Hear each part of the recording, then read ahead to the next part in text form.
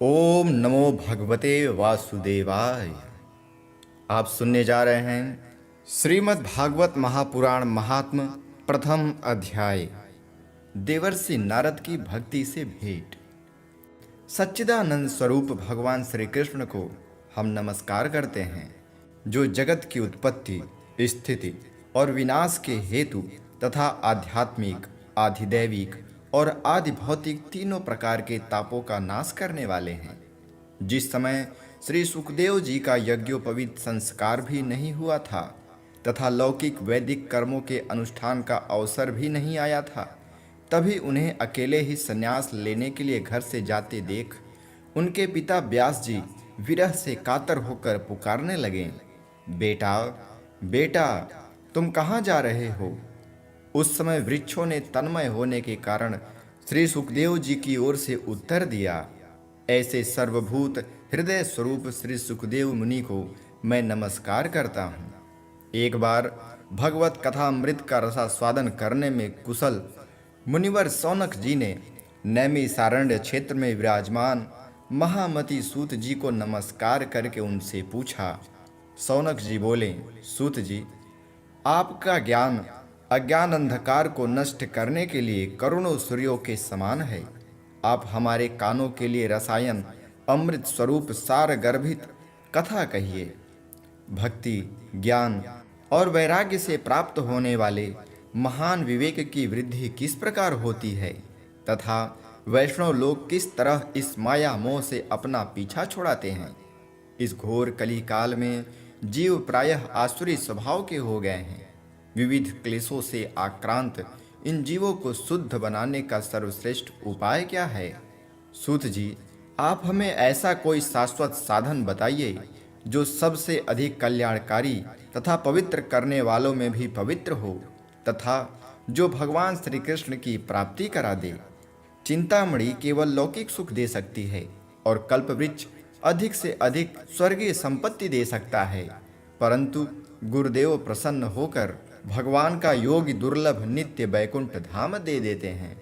सूत जी ने कहा, सौनक जी, तुम्हारे हृदय में भगवान का प्रेम है, इसलिए मैं विचार कर तुम्हें संपूर्ण सिद्धांतों का निष्कर्ष सुनाता हूँ, जो जन्म मृत्यु के भय का नाश कर देता है, जो भक्ति के प्रवाह को बढ़ाता है और भगवान श्री कृष्ण की प्रसन्नता का प्रधान कारण है।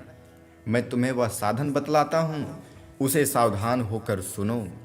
श्री सुखदेव जी ने कलयुग में जीवों के कली काल रूपी सर्प के मुख का ग्रास होने के त्रास का आत्यंतिक नाश करने के लिए श्रीमद् भागवत शास्त्र का प्रवचन किया है। मन की शुद्धि के लिए इससे बढ़कर कोई साधन नहीं है। जब मनुष्य के जन्म जन्मांतर का पुण्य उदय होता है, तभी उसे इस भागवत शास्त्र की प्राप्ति होती है। जब सुखदेव जी राजा परीक्षित को यह कथा सुनाने के लिए सभा में विराजमान हुए, तब देवता लोग उनके पास अमृत का कलश लेकर आए। देवता अपना काम बनाने में बड़े कुशल होते हैं, अतः यहाँ भी सब ने सुखदेव मुनि को नमस्कार करके कहा, आप यह अमृत लेकर बदले में कथा अमृत का दान कीजिए। इस प्रकार परस्पर विनिमय यानी अदला बदली हो जाने पर राजा परीक्षित अमृत का पान करें और हम सब श्रीमद् भागवत रूप अमृत का पान करेंगे। इस संसार में कहाँ कांच और कहाँ महामूल्य मणि तथा कहाँ सुधा और कहाँ कथा। श्री सुखदेव जी ने यह सोचकर उस समय देवताओं की हंसी उड़ा दी। उन्हें भक्ति शून्य कथा का अनाधिकारी जानकर कथा अमृत का दान नहीं किया। इस प्रकार यह श्रीमद् भागवत की कथा देवताओं को भी दुर्लभ है। पूर्व काल में श्रीमद् भागवत के श्रवण से ही राजा परीक्षित की मुक्ति देखकर ब्रह्मा जी को भी बड़ा आश्चर्य हुआ था। उन्होंने सत्यलोक में तराजू बांध कर सब साधनों को तौला। अन्य सभी साधन तौल में हल्के पड़ गए। अपने महत्व के कारण भागवत ही सबसे भारी रहा। यह देखकर सभी ऋषियों को बड़ा विस्मय हुआ। उन्होंने कलयुग में इस भगवत रूप भागवत शास्त्र को पढ़ने सुनने से तत्काल मोक्ष देने वाला निश्चय किया। सप्ताह विधि से श्रवण करने पर यह निश्चय भक्ति प्रदान करता है। पूर्व काल में इसे दयापरायण सनकादिक ने देवर्षि नारद को सुनाया था। यद्यपि देवर्षि ने पहले ब्रह्मा जी के मुख से इसे श्रवण कर लिया था, तथापि सप्ताह श्रवण की विधि तो उनको सनकादि ने ही बताई थी। शौनक जी ने पूछा, सांसारिक पश्चाताप से मुक्त एवं विचरणशील नारद जी का सनकादि के साथ संयोग कहाँ हुआ और विधि विधान से श्रवण में उनकी प्रीति कैसे हुई? सूत जी ने कहा, अब मैं तुम्हें वह भक्तिपूर्ण कथानक सुनाता हूँ जो श्री सुखदेव जी ने मुझे अनन्य शिष्य जानकर एकांत में सुनाया था। एक दिन विशालापुरी में वे चारों निर्मल ऋषि सत्संग के लिए आए। वहां उन्होंने नारद जी को देखा। सनकादि ने पूछा, ब्राह्मण, आपका मुख उदास क्यों हो रहा है? आप चिंतातुर कैसे हैं? इतनी जल्दी जल्दी आप कहाँ जा रहे हैं और आपका आगमन कहाँ से हो रहा है? इस समय तो आप उन पुरुषों के समान व्याकुल जान पड़ते हैं जिसका सारा धन लुट गया हो। आप जैसे आसक्ति रहित पुरुषों के लिए यह उचित नहीं है। इसका कारण बताइए। नारद जी ने कहा, मैं सर्वोत्तम लोक समझकर पृथ्वी में आया था। यहाँ पुष्कर, प्रयाग, काशी, गोदावरी, हरिद्वार, कुरुक्षेत्र, श्रीरंग और सेतुबंध आदि कई तीर्थों में मैं इधर उधर विचरता रहा, किंतु मुझे कहीं भी मन को संतोष देने वाली शांति नहीं मिली। इस समय अधर्म के सहायक कलयुग ने सारी पृथ्वी को पीड़ित कर रखा है। अब यहाँ सत्य, तप, शौच, दया, दान आदि कुछ भी नहीं है। बेचारे जीव केवल अपना पेट पालने में लगे हुए हैं। वे असत्यभाषी, आलसी, मंदबुद्धि, भाग्यहीन, उपद्रवग्रस्त हो गए हैं। जो साधु संत कहे जाते हैं वे पूरे पाखंडी हो गए हैं। देखने में तो वे विरक्त हैं, किंतु स्त्री धन आदि सभी का परिग्रह करते हैं। घरों में स्त्रियों का राज्य है। साले सलाहकार बने हुए हैं। लोभ से लोग कन्या विक्रय करते हैं और स्त्री पुरुषों में कलह मचा रहता है। महात्माओं के आश्रम, तीर्थ और नदियों पर यवनों अर्थात विधर्मियों का अधिकार हो गया है। उन दुष्टों ने बहुत से देवालय भी नष्ट कर दिए हैं। इस समय यहाँ न कोई योगी है, न सिद्ध है, न ज्ञानी है और न सत्कर्म करने वाला ही है। सारे साधन इस समय कलि रूपी दावा नल से जलकर भस्म हो गए हैं। इस कलयुग में सभी देशवासी बाजारों में अन्न बेचने लगे हैं। ब्राह्मण लोग पैसा लेकर वेद पढ़ाते हैं और स्त्रियां वैश्यावृत्ति से निर्वाह करने लगी हैं। इस तरह कलयुग के दोष देखता मैं पृथ्वी पर विचरता हुआ यमुना जी के तट पर पहुंचा, जहां भगवान श्री कृष्ण की अनेकों लीलाएं हो चुकी हैं। मुनिवरों, सुनिए, वहां मैंने एक बड़ा आश्चर्य देखा। वहां एक युवती स्त्री खिन्न मन से बैठी थी। उसके पास दो वृद्ध पुरुष अचेत अवस्था में पड़े जोर जोर से सांस ले रहे थे। वह तरुणी उनकी सेवा करती हुई कभी उन्हें चेत कराने का प्रयास करती और कभी उनके आगे रोने लगती थी। वह अपने शरीर के रक्षक परमात्माओं को दसों दिशाओं में देख रही थी। उनके चारों ओर सैकड़ों स्त्रियां उन्हें पंखा झल रही थी और बार बार समझाती जाती थी। दूर से यह सब चरित्र देखकर मैं कुतूहलवश उनके पास चला गया। मुझे देखकर वह युवती खड़ी हो गई और बड़ी व्याकुल होकर कहने लगी।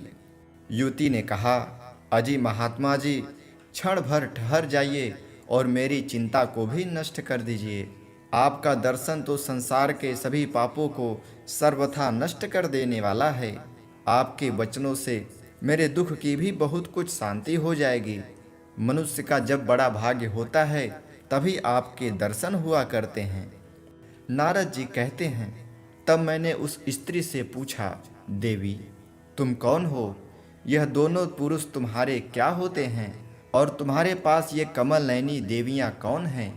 तुम हमें विस्तार से अपने दुख का कारण बताओ। युवतियों ने कहा, मेरा नाम भक्ति है। यह ज्ञान और वैराग्य नामक मेरे पुत्र हैं।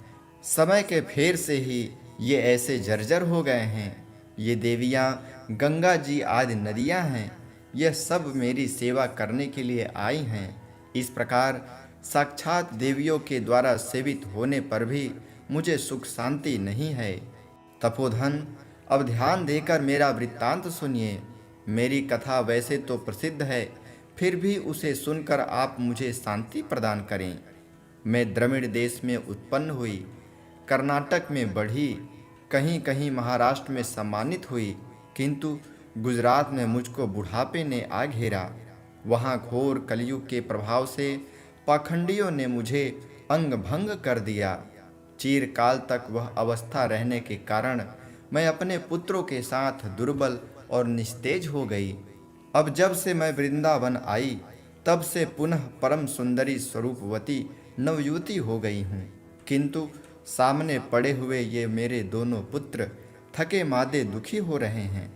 अब मैं यह स्थान छोड़कर अन्यत्र जाना चाहती हूँ। यह दोनों बूढ़े हो गए हैं, इसी दुख से मैं दुखी हूँ। मैं तरुणी क्यों और ये दोनों मेरे पुत्र बूढ़े क्यों? हम तीनों साथ साथ रहने वाले हैं, फिर यह विपरीतता क्यों? होना तो यह चाहिए कि माता बूढ़ी हो और पुत्र तरुण। इससे मैं आश्चर्यचकित चित्त से अपनी इस अवस्था पर शोक करती रहती हूँ। आप परम बुद्धिमान एवं योग निधि हैं, इसका क्या कारण हो सकता है, बताइए। नारद जी ने कहा, साध्वी, मैं अपने हृदय में ज्ञान दृष्टि से तुम्हारे संपूर्ण दुख का कारण देखता हूँ। तुम्हें विषाद नहीं करना चाहिए, श्री हरि तुम्हारा कल्याण करेंगे। सूत जी कहते हैं, मुनिवर, नारद जी ने एक क्षण में ही उसका कारण जानकर कहा। नारद जी ने कहा, देवी, सावधान होकर सुनो, यह दारुण कलयुग है। इससे इस समय सदाचार, योग मार्ग और तप आदि सभी लुप्त हो गए हैं। लोग सठता और दुष्कर्म में लगकर अघासुर बन रहे हैं। संसार में जहाँ देखो वहीं सत्पुरुष दुख से प्लान हैं और दुष्ट सुखी हो रहे हैं। इस समय जिस बुद्धिमान पुरुष का धैर्य बना रहे, वही बड़ा ज्ञानी या पंडित है। पृथ्वी क्रमशः प्रतिवर्ष शेष जी के लिए भार रूपी होती जा रही है। अब यह छूने योग्य तो क्या, देखने योग्य भी नहीं रह गई है, और न इसमें कहीं मंगल ही दिखाई देता है। अब किसी को पुत्रों के साथ तुम्हारा दर्शन भी नहीं होता। विषयानुराग के कारण अंधे बने हुए जीवों से उपेक्षित होकर तुम जर्जर हो गई थी। वृंदावन के संयोग से तुम फिर नवीन तरुणी हो गई हो। अतः यह वृंदावन धाम धन्य है, जहाँ भक्ति सर्वत्र नित्य करती है। परंतु तुम्हारे इन दोनों पुत्रों का यहाँ कोई ग्राहक नहीं है, इसलिए इनका बुढ़ापा नहीं छूट रहा। यहाँ इनको कुछ आत्म सुख की प्राप्ति होने के कारण ये सोते से जान पड़ रहे हैं। भक्ति ने कहा, राजा परीक्षित ने इस पापी कलयुग को क्यों रहने दिया? इसके आते ही सब वस्तुओं का सार न जाने कहाँ चला गया। करुणामय श्री हरि से भी यह अधर्म कैसे देखा जाता है? मुने, मेरा यह संदेह दूर कीजिए। आपके वचनों से मुझे बड़ी शांति मिली है। नारद जी ने कहा, बाली, यदि तुमने पूछा है तो प्रेम से सुनो। कल्याणी, मैं तुम्हें सब बताऊंगा और तुम्हारा दुख दूर हो जाएगा। जिस दिन भगवान श्री कृष्ण इस भूलोक को छोड़कर अपने परम धाम को पधारें, उसी दिन से यहाँ संपूर्ण साधनों में बाधा डालने वाला कलयुग आ गया। दिग्विजय के समय राजा परीक्षित की दृष्टि पड़ने पर कलयुग दीन के समान उनकी शरण में आया। भ्रमर के समान सारग्राही राजा ने यह निश्चय किया कि इसका वध मुझे नहीं करना चाहिए, क्योंकि जो फल तपस्या, योग एवं समाधि से भी नहीं मिलता, कलयुग में वही फल श्री हरि कीर्तन से ही भली भांति मिल जाता है। इस प्रकार सारहीन होने पर भी उसे इस एक ही दृष्टि से सारयुक्त देखकर उन्होंने कलयुग में उत्पन्न होने वाले जीवों के सुख के लिए ही इसे रहने दिया था। इस समय लोगों के कुकर्म में प्रवृत्त होने के कारण सभी वस्तुओं का सार निकल गया है और पृथ्वी के सारे पदार्थ बीजहीन भूसी के समान हो गए हैं। ब्राह्मण केवल अन्न धन आदि के लोभवश घर घर एवं जन जन को भागवत की कथा सुनाने लगे हैं, इसलिए कथा का सार चला गया है। तीर्थों में नाना प्रकार के अत्यंत घोर कर्म करने वाले नास्तिक और नारकी पुरुष भी रहने लगे हैं, इसलिए तीर्थों का भी प्रभाव चला जाता है।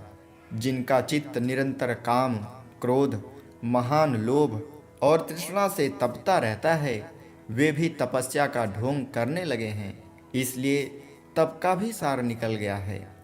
मन पर काबू न होने के कारण तथा लोभ, दंभ और पाखंड का आश्रय लेने के कारण एवं शास्त्र का अभ्यास न करने के कारण ध्यान योग का फल मिट गया है।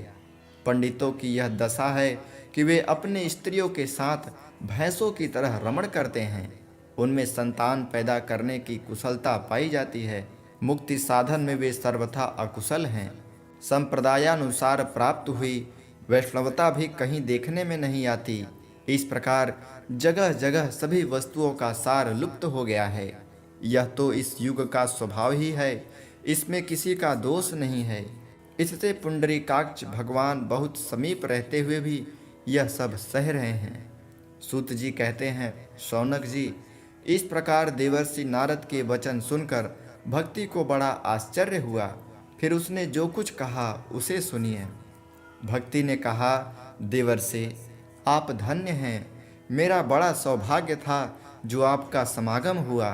संसार में साधुओं का दर्शन ही समस्त सिद्धियों का परम कारण है। आपका केवल एक बार का उपदेश धारण करके कयाधु कुमार प्रहलाद ने माया पर विजय प्राप्त कर ली थी।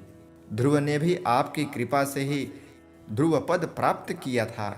आप सर्व मंगलमय और साक्षात श्री ब्रह्मा जी के पुत्र हैं। मैं आपको नमस्कार करती हूँ।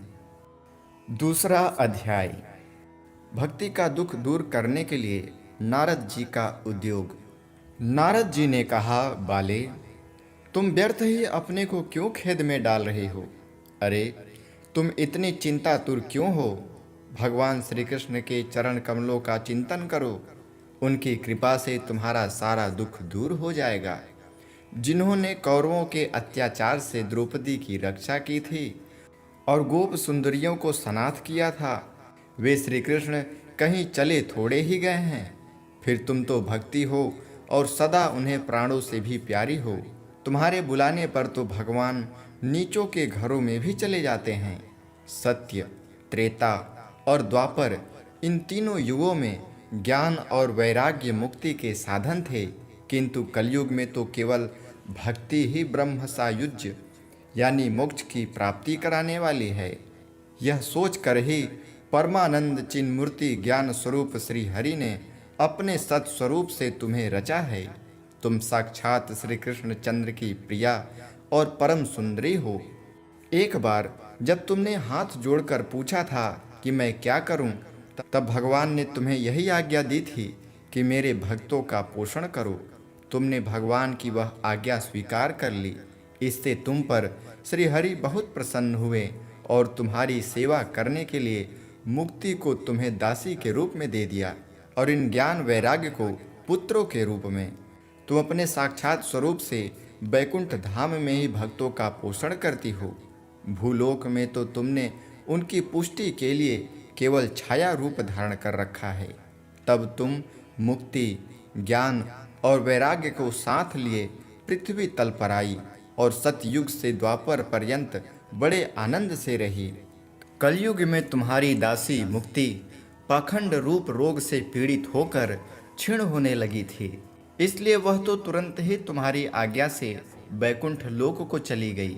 इस लोक में भी तुम्हारे स्मरण करने से ही वह आती है और फिर चली जाती है, किंतु इन ज्ञान वैराग्य को तुमने पुत्र मानकर अपने पास ही रख छोड़ा है।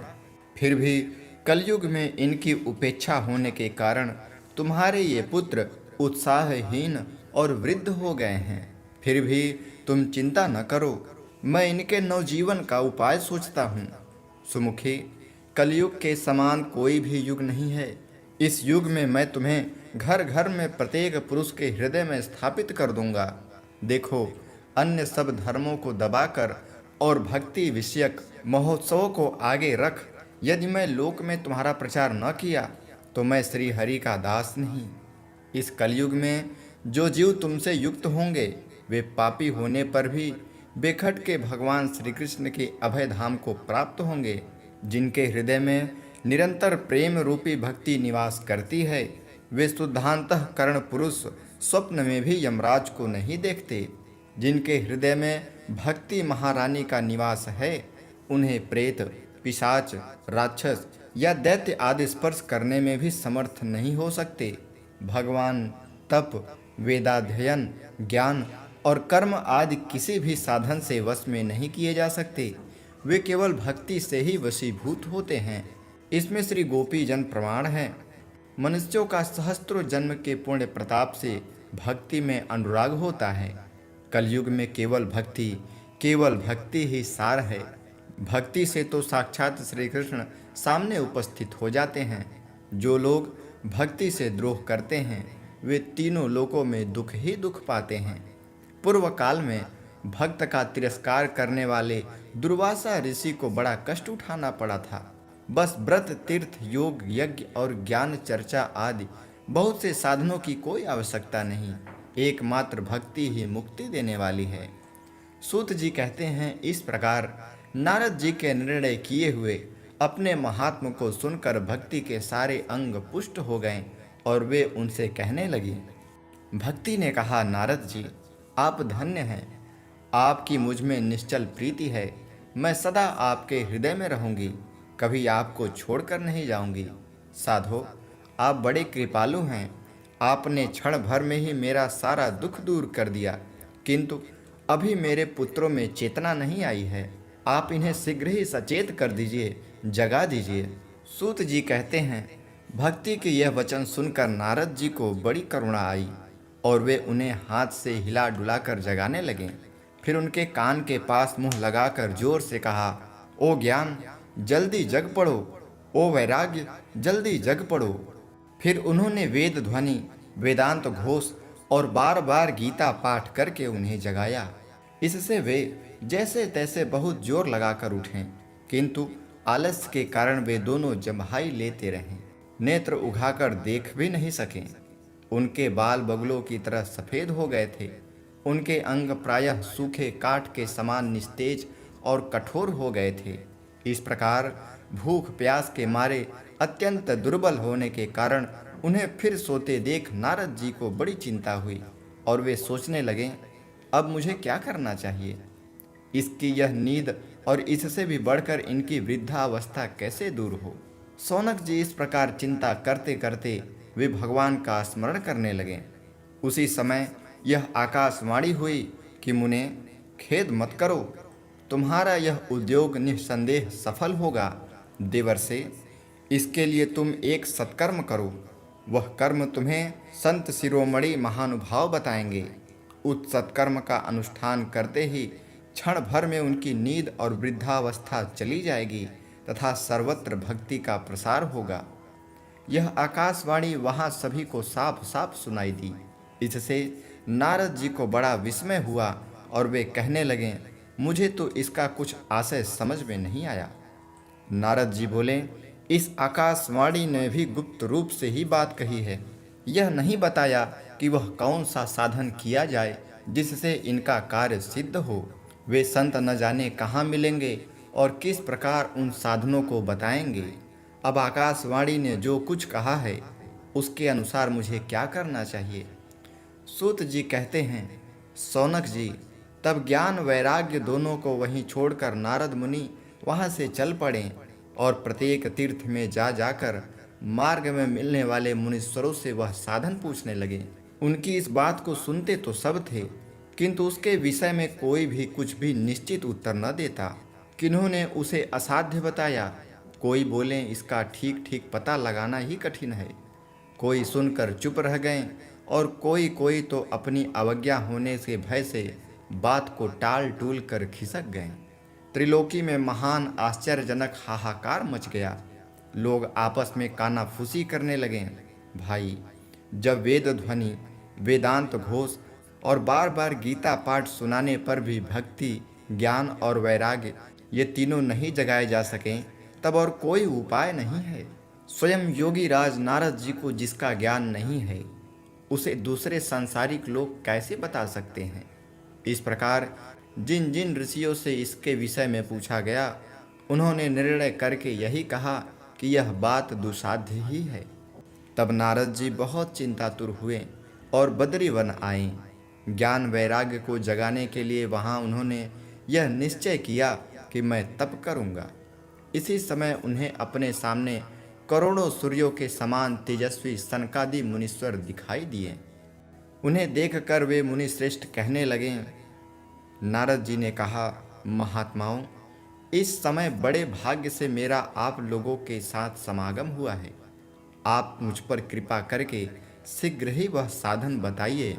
आप सभी लोग बड़े योगी, बुद्धिमान और विद्वान हैं। आप देखने में 5-5 वर्षों के बालक से जान पड़ते हैं, किंतु हैं पूर्वजों के भी पूर्वज।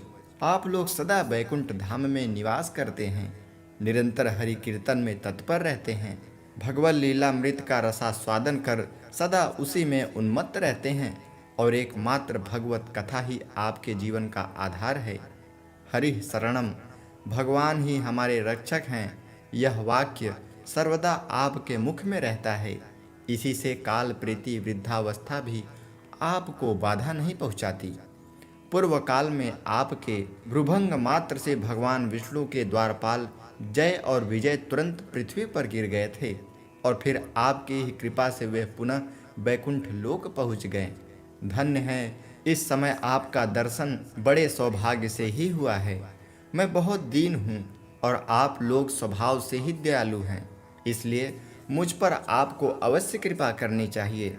बताइए, आकाशवाणी ने जिसके विषय में कहा है वह कौन सा साधन है और मुझे किस प्रकार उसका अनुष्ठान करना चाहिए?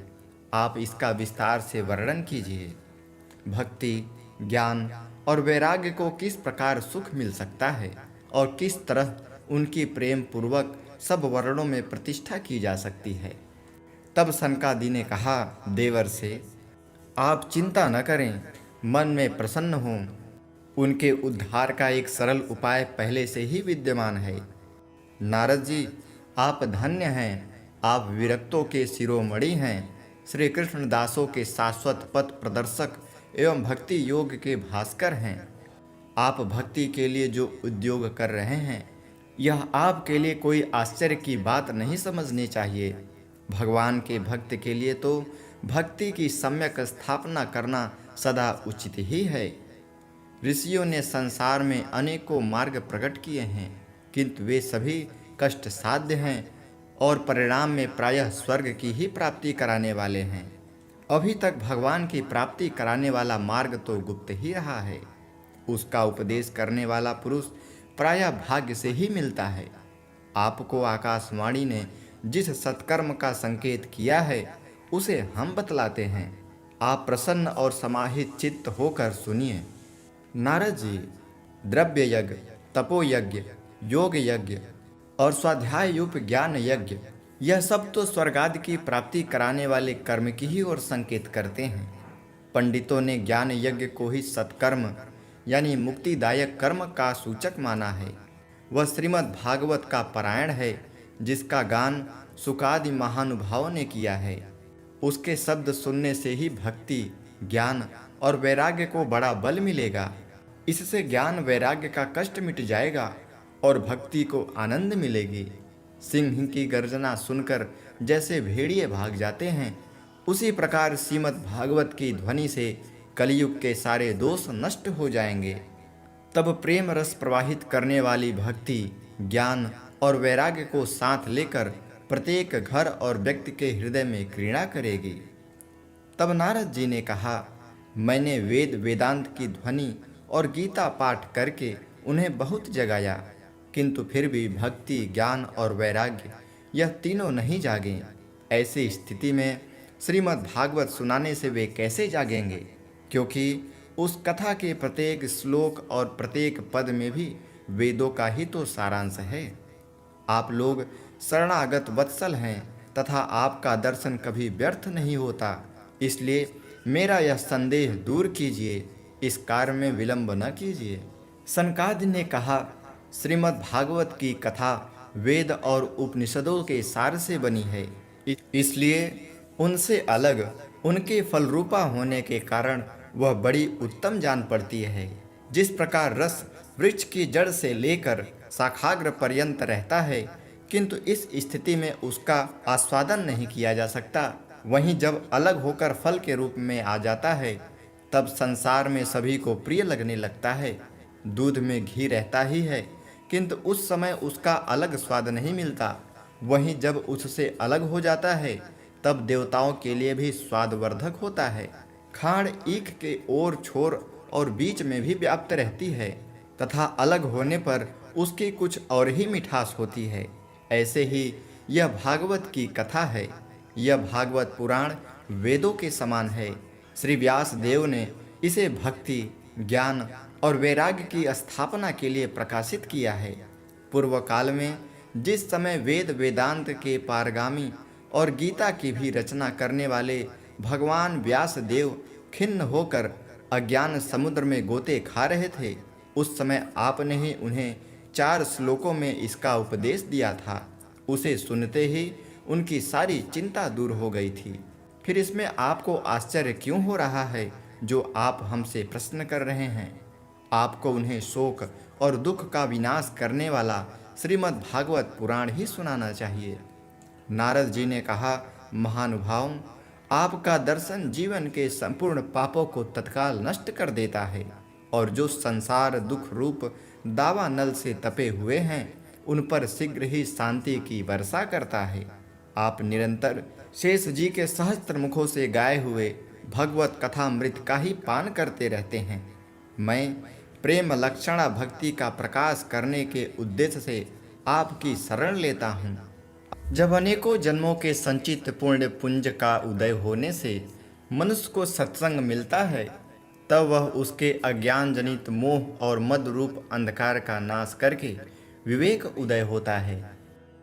तीसरा अध्याय, भक्ति के कष्ट की निवृत्ति। नारद जी कहते हैं, अब मैं भक्ति, ज्ञान और वैराग्य को स्थापित करने के लिए प्रयत्न पूर्वक श्री सुखदेव जी के कहे हुए भागवत शास्त्र की कथा द्वारा उज्जवल ज्ञान यज्ञ करूंगा। यह यज्ञ मुझे कहाँ करना चाहिए? आप इसके लिए कोई स्थान बता दीजिए। आप लोग वेद के पारगामी हैं, इसलिए मुझे इस सुख शास्त्र की महिमा सुनाइए।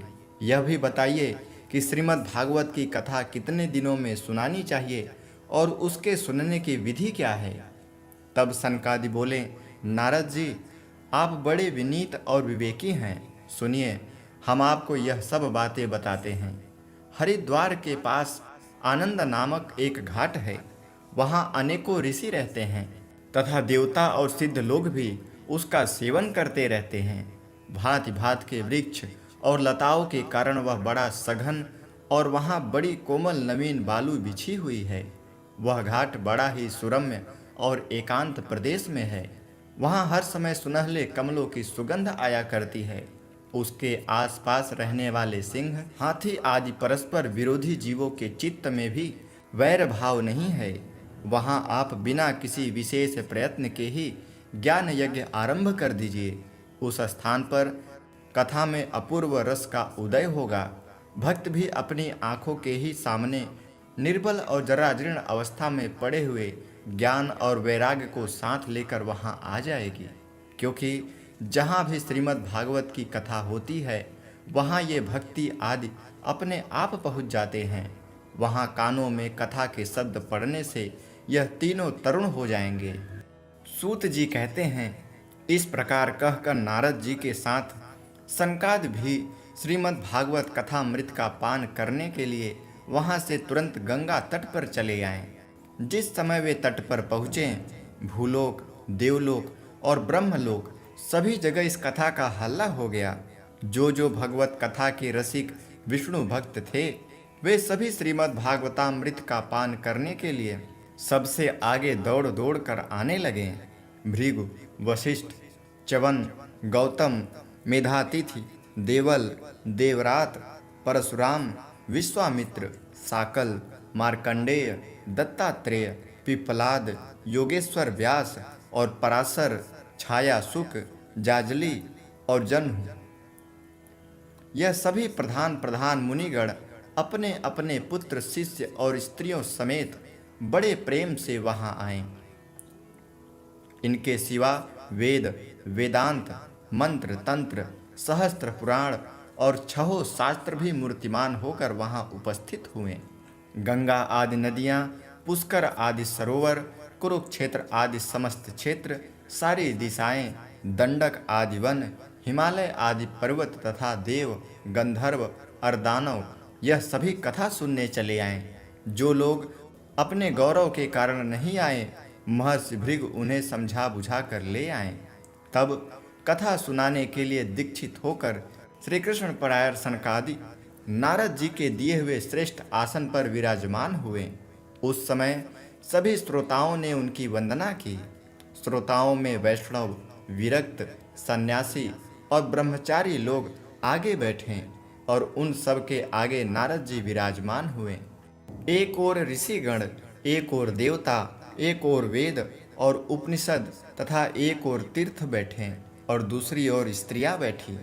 उस समय सब ओर जय जयकार, नमस्कार और शंखों का शब्द होने लगा और अबीर, गुलाल, खील एवं फूलों की खूब वर्षा होने लगी। कोई कोई देव श्रेष्ठ तो विमानों पर चढ़कर वहां बैठे हुए सब लोगों पर कल्प वृक्ष के पुष्पों की वर्षा करने लगे। सूत जी कहते हैं, इस प्रकार पूजा समाप्त होने पर जब सब लोग एकाग्रचित्त हो गए, तब सनकादि ऋषि महात्मा नारद को श्रीमद् भागवत का महात्म्य स्पष्ट करके सुनाने लगे। सनकादि ने कहा, अब हम आपको इस भागवत शास्त्र की महिमा सुनाते हैं। इसके श्रवण मात्र से मुक्ति हाथ लग जाती है। श्रीमद् भागवत की कथा का सदा सर्वदा सेवन, आस्वादन करना चाहिए। इसके श्रवण मात्र से श्री हरि हृदय में आ विराजते हैं। इस ग्रंथ में 18,000 श्लोक और 12 स्कंद हैं तथा श्री सुखदेव और राजा परीक्षित का संवाद है। आप यह भागवत शास्त्र ध्यान देकर सुनिए। यह जीव तभी तक अज्ञानवश इस संसार चक्र में भटकता है जब तक क्षण भर के लिए भी कानों में इस सुख शास्त्र की कथा नहीं जाती। बहुत से शास्त्र और पुराण सुनने से क्या लाभ है, इससे तो व्यर्थ का भ्रम बढ़ता है। मुक्ति देने के लिए तो एकमात्र भागवत शास्त्र ही गरज रहा है। जिस घर में नित्य प्रति श्रीमद् भागवत की कथा होती है, वह तीर्थ रूप हो जाता है और जो लोग उसमें रहते हैं उनके सारे पाप नष्ट हो जाते हैं। हजारों अश्वमेध और सैकड़ों वाजपेय यज्ञ इस सुख शास्त्र की कथा का 16वां अंश भी नहीं हो सकते। तपोधनों, जब तक लोग अच्छी तरह श्रीमद् भागवत का श्रवण नहीं करते, तभी तक उनके शरीर में पाप निवास करते हैं। फल की दृष्टि से इस सुख शास्त्र कथा की समता गंगा, गाय, काशी, पुष्कर या प्रयाग कोई तीर्थ भी नहीं कर सकता। यदि आपको परम गति की इच्छा है तो अपने मुख से ही श्रीमद् भागवत के आधे अथवा चौथाई श्लोक का भी नित्य नियम पूर्वक पाठ कीजिए।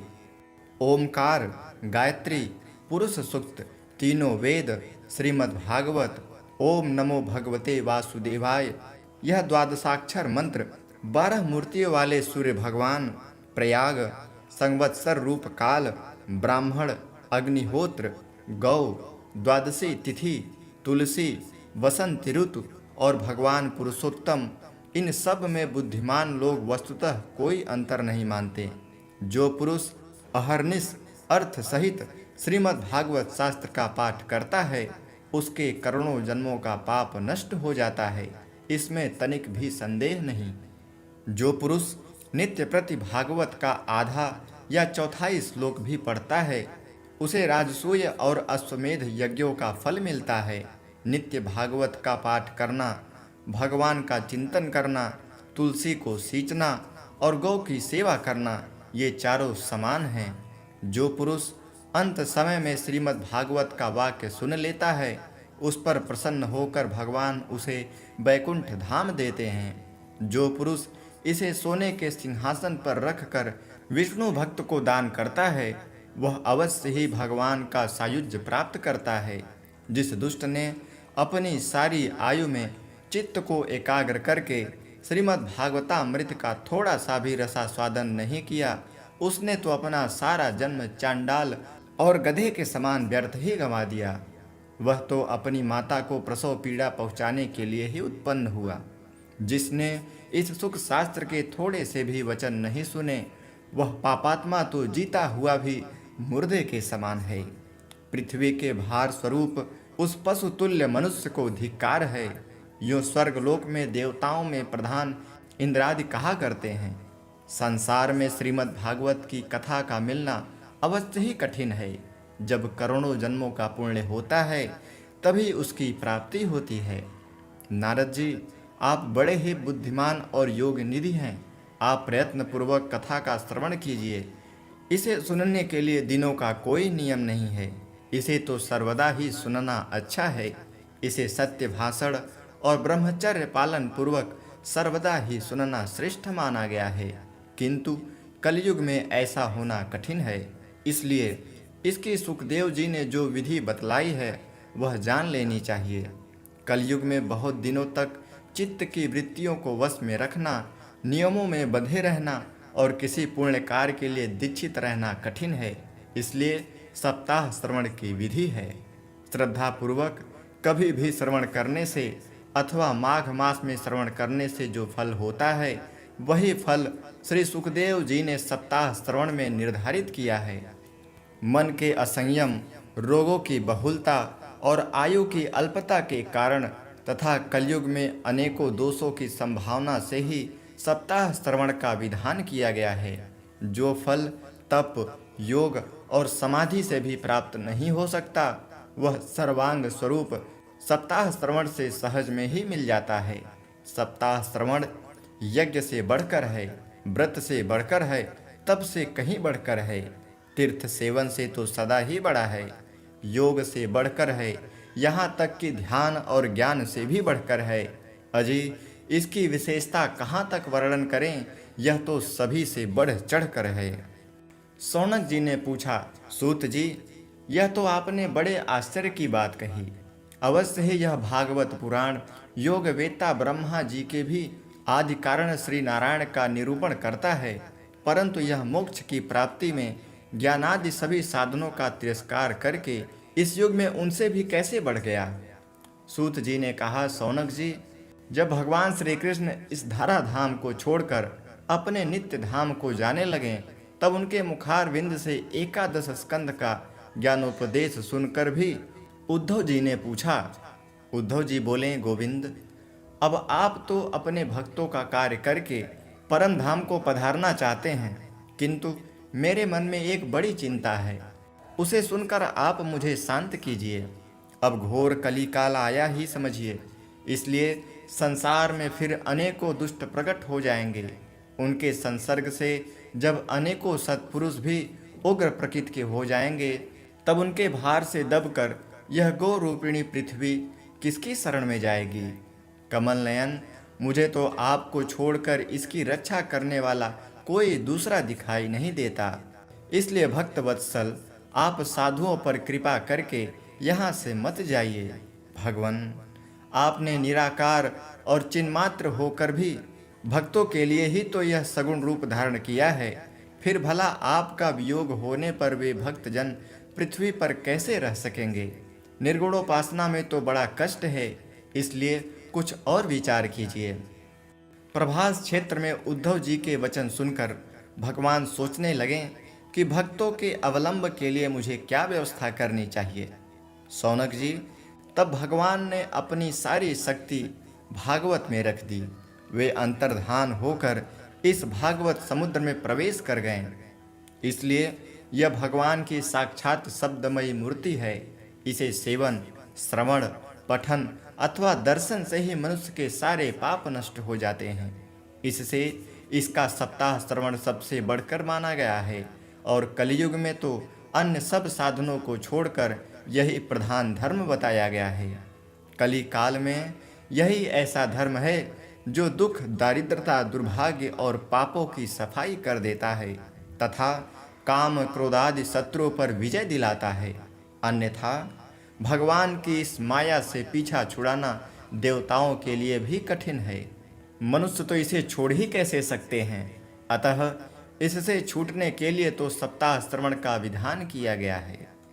सूत जी कहते हैं, शौनक जी, जिस समय सनकादिक मुनीश्वर इस प्रकार सप्ताह श्रवण की महिमा का बखान कर रहे थे।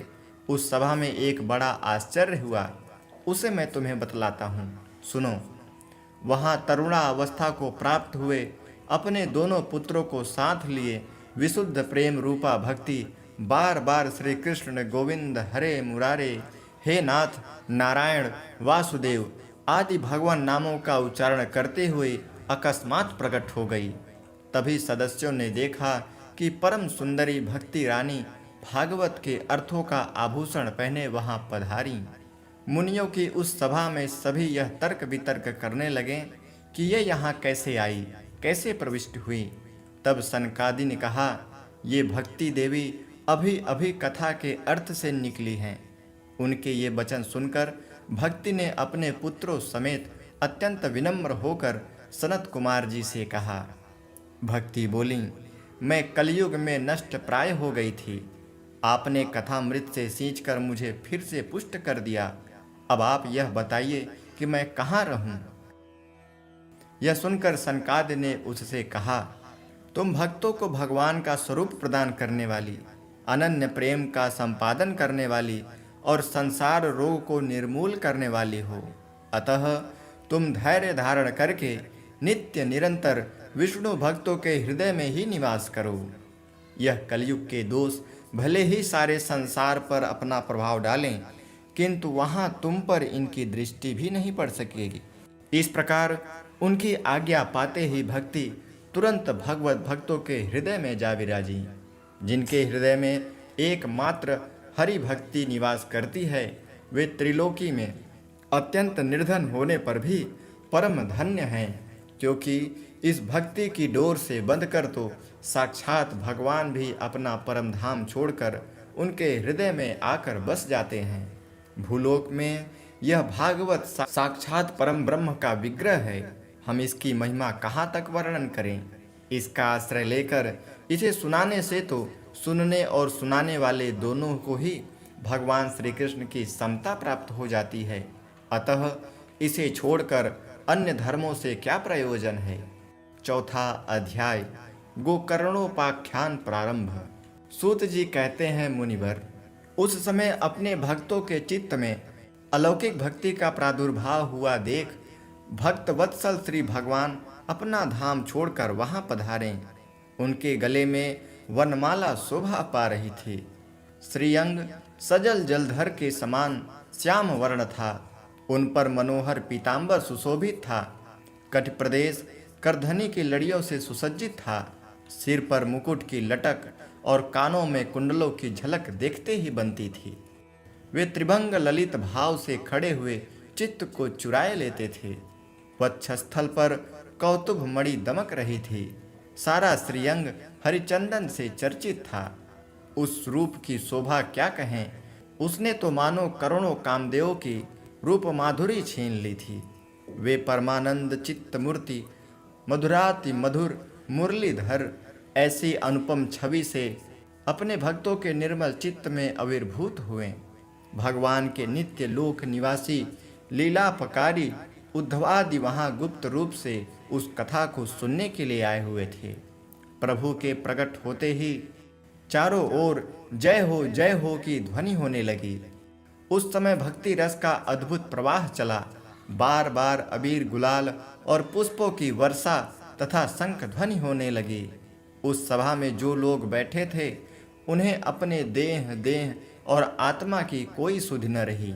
उनकी ऐसी तन्मयता देखकर नारद जी कहने लगे, मुनीश्वरगण, आज सप्ताह श्रवण की मैंने यह बड़ी ही अलौकिक महिमा देखी। यहाँ तो जो बड़े मूर्ख दुष्ट और पशु पक्षी भी हैं, वे सभी अत्यंत निष्पाप हो गए हैं।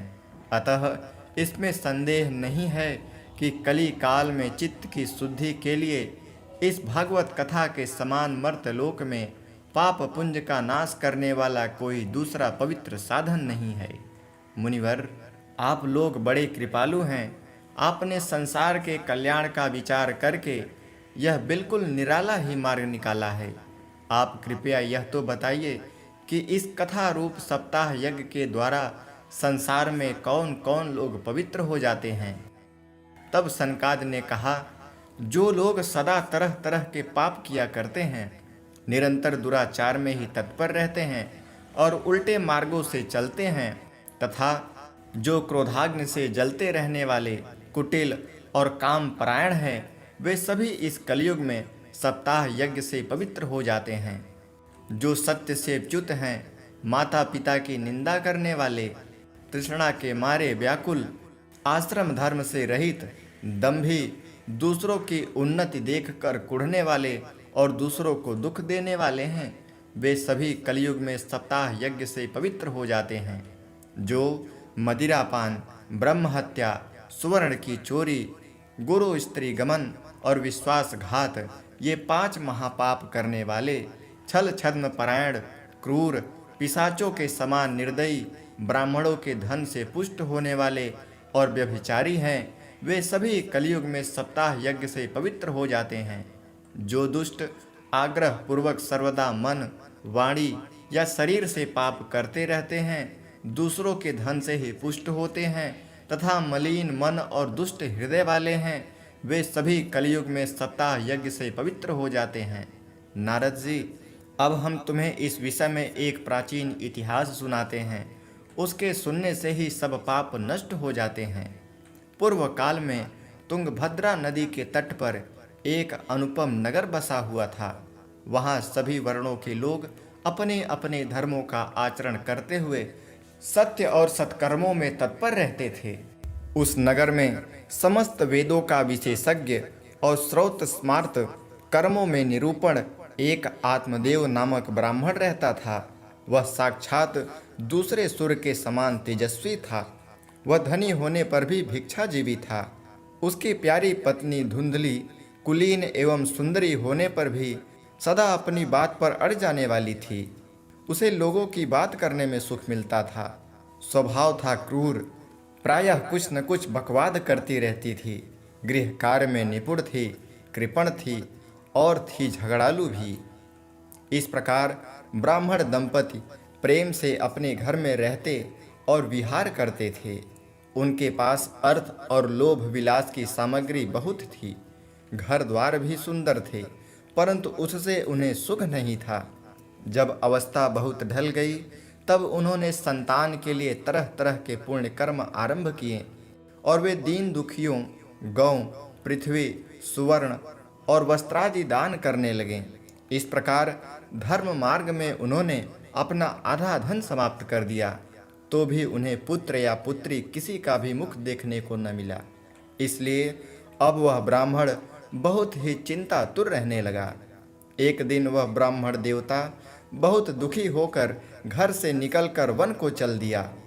दोपहर के समय उसे प्यास लगी, इसलिए वह एक तालाब पर आया।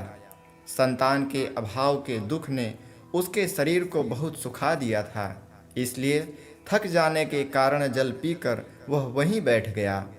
2 घड़ी बीतने पर वहाँ एक सन्यासी महात्मा आए। जब ब्राह्मण देवता ने देखा कि वे जल पी चुके हैं, तब वह उनके पास गया और चरणों में नमस्कार करने के बाद सामने खड़े होकर लंबी लंबी सांसें लेने लगा। सन्यासी ने पूछा, कहो ब्राह्मण देवता, रोते क्यों हो? ऐसी तुम्हें क्या भारी चिंता है? तुम जल्दी ही मुझे अपने दुख का कारण बताओ। ब्राह्मण ने कहा, महाराज, मैं अपने पूर्व जन्म के पापों से संचित दुख का क्या वर्णन करूं? अब मेरे पितर मेरे द्वारा दी हुई जलांजलि के जल को अपनी चिंता जनित सांस से कुछ गर्म करके पीते हैं। देवता और ब्राह्मण मेरा दिया हुआ प्रसन्न मन से स्वीकार नहीं करते हैं। संतान के लिए मैं इतना दुखी हो गया हूँ कि मुझे सब सुना ही सुना दिखाई देता है। मैं प्राण त्यागने के लिए यहाँ आया हूँ। संतानहीन जीवन को धिक्कार है, संतानहीन गृह को धिक्कार है, संतानहीन धन को धिक्कार है और संतानहीन कुल को धिक्कार है। मैं जिस गाय को पालता हूँ वह भी सर्वथा बाँझ हो जाती है। जो पेड़ लगाता हूँ उस पर भी फल फूल नहीं लगते। मेरे घर में जो फल आता है वह भी बहुत जल्दी सड़ जाता है। जब मैं ऐसा अभागा और पुत्रहीन हूँ, तब फिर इस जीवन को ही रख कर मुझे क्या करना है? यूँ कहकर वह ब्राह्मण दुख से व्याकुल हो उन सन्यासी महात्मा के पास फूट फूट कर रोने लगा। तब उन यतिवर के हृदय में बड़ी करुणा उत्पन्न हुई। वे योगनिष्ठ थे। उन्होंने उसके ललाट की रेखाएं देखकर सारा वृत्तांत जान लिया और फिर उसे विस्तार पूर्वक कहने लगे। सन्यासी ने कहा, ब्राह्मण देवता, इस प्रजा प्राप्ति का मोह त्याग दो। कर्म की गति प्रबल है। विवेक का आश्रय लेकर संसार की वासना छोड़ दो। विप्रवर सुनो, मैंने इस समय तुम्हारा प्रारब्ध देखकर निश्चय किया है कि 7 जन्म तक तुम्हारे कोई संतान किसी प्रकार नहीं हो सकती। पूर्व काल में राजा सागर एवं अंग को संतान के कारण दुख भोगना पड़ा था। ब्राह्मण, अब तुम कुटुंब की आशा छोड़ दो। संन्यास में ही सब प्रकार का सुख है।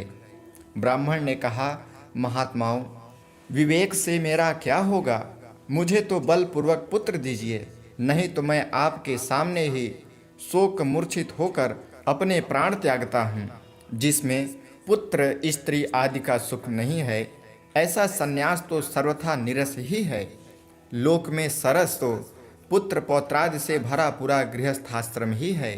ब्राह्मण का ऐसा आग्रह देखकर उन तपोधन ने कहा, विधाता के लेख को मिटाने का हठ करने से राजा चित्रकेत को बड़ा कष्ट उठाना पड़ा था।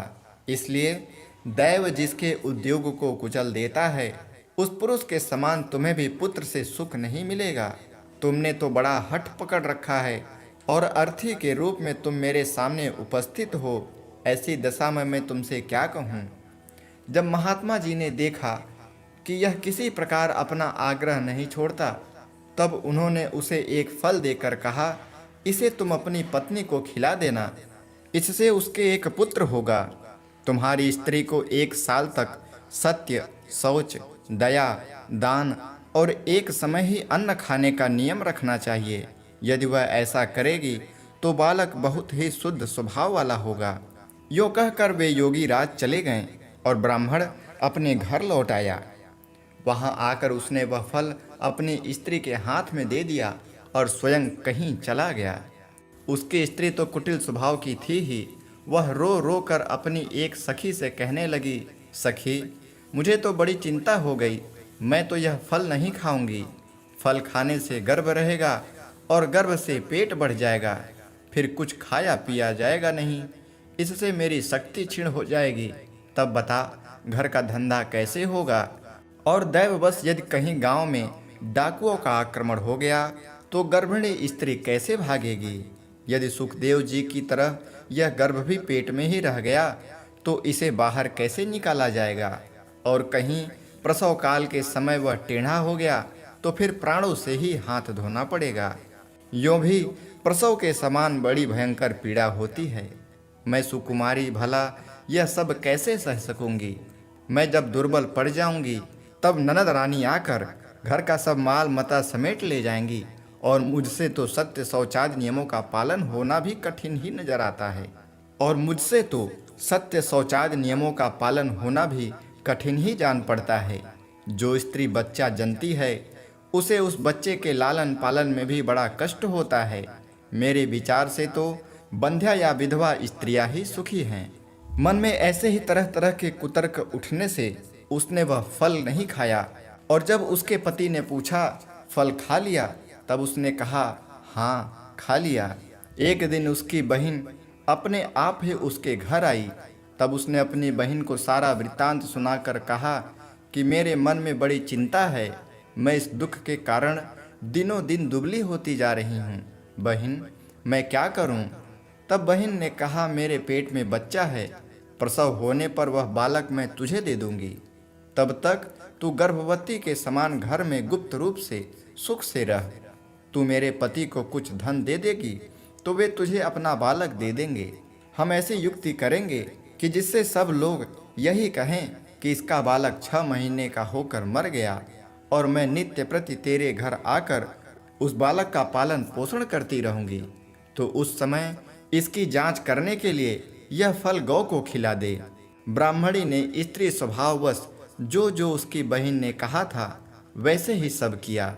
इसके पश्चात समयानुसार जब वह स्त्री के पुत्र हुआ तब उसके पिता ने चुपचाप लाकर उसे धुंधली को दे दिया और उसने आत्मदेव को सूचना दे दी कि मेरे सुखपूर्वक बालक हो गया है। इस प्रकार आत्मदेव के पुत्र हुआ सुनकर सब लोगों को बड़ा आनंद हुआ।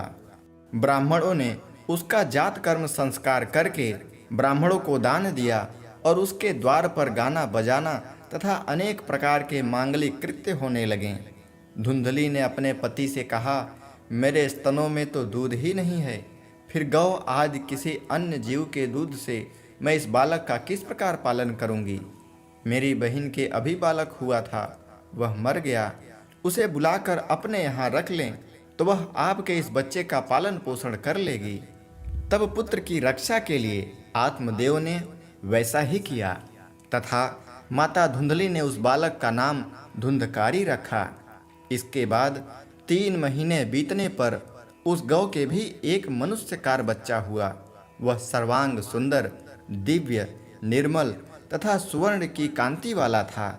उसे देखकर ब्राह्मण देवता को बड़ा आनंद हुआ और उसने स्वयं ही उसके सब संस्कार किए। इस समाचार से और सब लोगों को भी बड़ा आश्चर्य हुआ और वे बालकों को देखने के लिए आए तथा आपस में कहने लगे, देखो भाई, अब आत्मदेव का कैसा भाग्य उदय हुआ है। कैसे आश्चर्य की बात है कि गौ के भी ऐसा दिव्य बालक उत्पन्न हुआ। दैव योग से इस गुप्त रहस्य का किसी को भी पता न लगा। आत्मदेव ने उस बालक के गौ के कान देखकर उसका नाम गोकर्ण रखा। कुछ काल बीतने पर वे दोनों बालक जवान हो गए। उनमें गोकर्ण तो बड़ा पंडित और ज्ञानी हुआ, किंतु धुंधकारी बड़ा ही दुष्ट निकला। स्नान शौचादि ब्राह्मणोचित आचरणों का उसमें नाम भी न था और न खान पान और न ही कोई परहेज था। क्रोध उसमें बहुत बढ़ा चढ़ा था। वह बुरी बुरी वस्तुओं का संग्रह किया करता, मुर्दों के हाथ से छुआया हुआ अन्न भी खा लेता था। दूसरों की चोरी करना और सब लोगों के द्वेष बढ़ाना उसका स्वभाव बन गया था। छिपे छिपे वह दूसरों के घरों में आग लगा देता था। दूसरों के बालकों को खिलाने के लिए गोद में ले लेता और उन्हें चट कुएं में डाल देता। हिंसा का उसे व्यसन सा हो गया था। हर समय वह अस्त्र शस्त्र धारण किए रहता और बेचारे अंधे और दीन दुखियों को व्यर्थ तंग करता। चंडालों से उसका विशेष प्रेम था। बस हाथ में फंदा लिए कुत्तों की टोली के समान शिकारी की टोह में घूमता रहता। वेश्याओं के जाल में फंसकर उसने अपने पिता की सारी संपत्ति नष्ट कर दी। एक दिन पिता माता को मार पीट कर घर के सब बर्तन भाड़े उठा ले गया। इस प्रकार जब सारी संपत्ति स्वाहा हो गई, तब उसका कृपण पिता फूट फूट कर रोने लगा और बोला, इससे तो उसकी माँ का बाझ रहना ही अच्छा था। कुपुत्र तो बड़ा ही दुखदाई होता है। अब मैं कहाँ रहूं, कहाँ जाऊं? मेरे इस संकट को कौन काटेगा?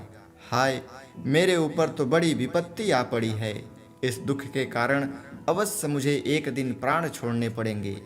उसी समय परम ज्ञानी गोकर्ण जी वहाँ आए और उन्होंने पिता को वैराग्य उपदेश करते हुए बहुत समझाया। वे बोले, पिताजी, यह संसार असार है। यह अत्यंत दुख रूप और मोह में डालने वाला है। पुत्र किसका, धन किसका? स्नेहवान पुत्र रात दिन दीपक के समान जलता रहता है। सुख न तो इंद्र को है और न चक्रवर्ती राजा को ही। सुख है तो केवल विरक्त एकांत जीवी मुनि को। यह मेरा पुत्र है, इस अज्ञान को छोड़ दीजिए। मोह से नरक की प्राप्ति होती है। यह शरीर तो नष्ट होगा ही, इसलिए सब कुछ छोड़कर वन में चले जाइए। गोकर्ण के वचन सुनकर आत्मदेव वन में जाने के लिए तैयार हो गया और उनसे कहने लगा, बेटा, वन में रहकर मुझे क्या करना चाहिए, यह मुझे विस्तार पूर्वक कहो। मैं बड़ा मूर्ख हूँ। अब तक कर्मवश स्नेह पास में बंधा हुआ अपंग की भांति इस घर रूप अंधेरे कुएं में ही पड़ा रहा। तुम बड़े दयालु हो, इससे मेरा उद्धार करो। तब गोकर्ण ने कहा, पिताजी, यह शरीर हड्डी, मांस और रुधिर का पिंड है। इसे आप मैं मानना छोड़ दें और स्त्री पुत्रादि को अपना भी न मानें। इस संसार को रात दिन क्षणभंगुर देखें। इसकी किसी भी वस्तु को अस्थायी समझकर उसमें राग न करें। बस एकमात्र वैराग्य रस के रसिक होकर भगवान की भक्ति में लगे रहें। भगवत भजन ही सबसे बड़ा धर्म है। निरंतर उसी का आश्रय लिए रहें। अन्य सब प्रकार के लौकिक धर्मों से मुंह मोड़ लें तथा साधुजनों की सेवा करें।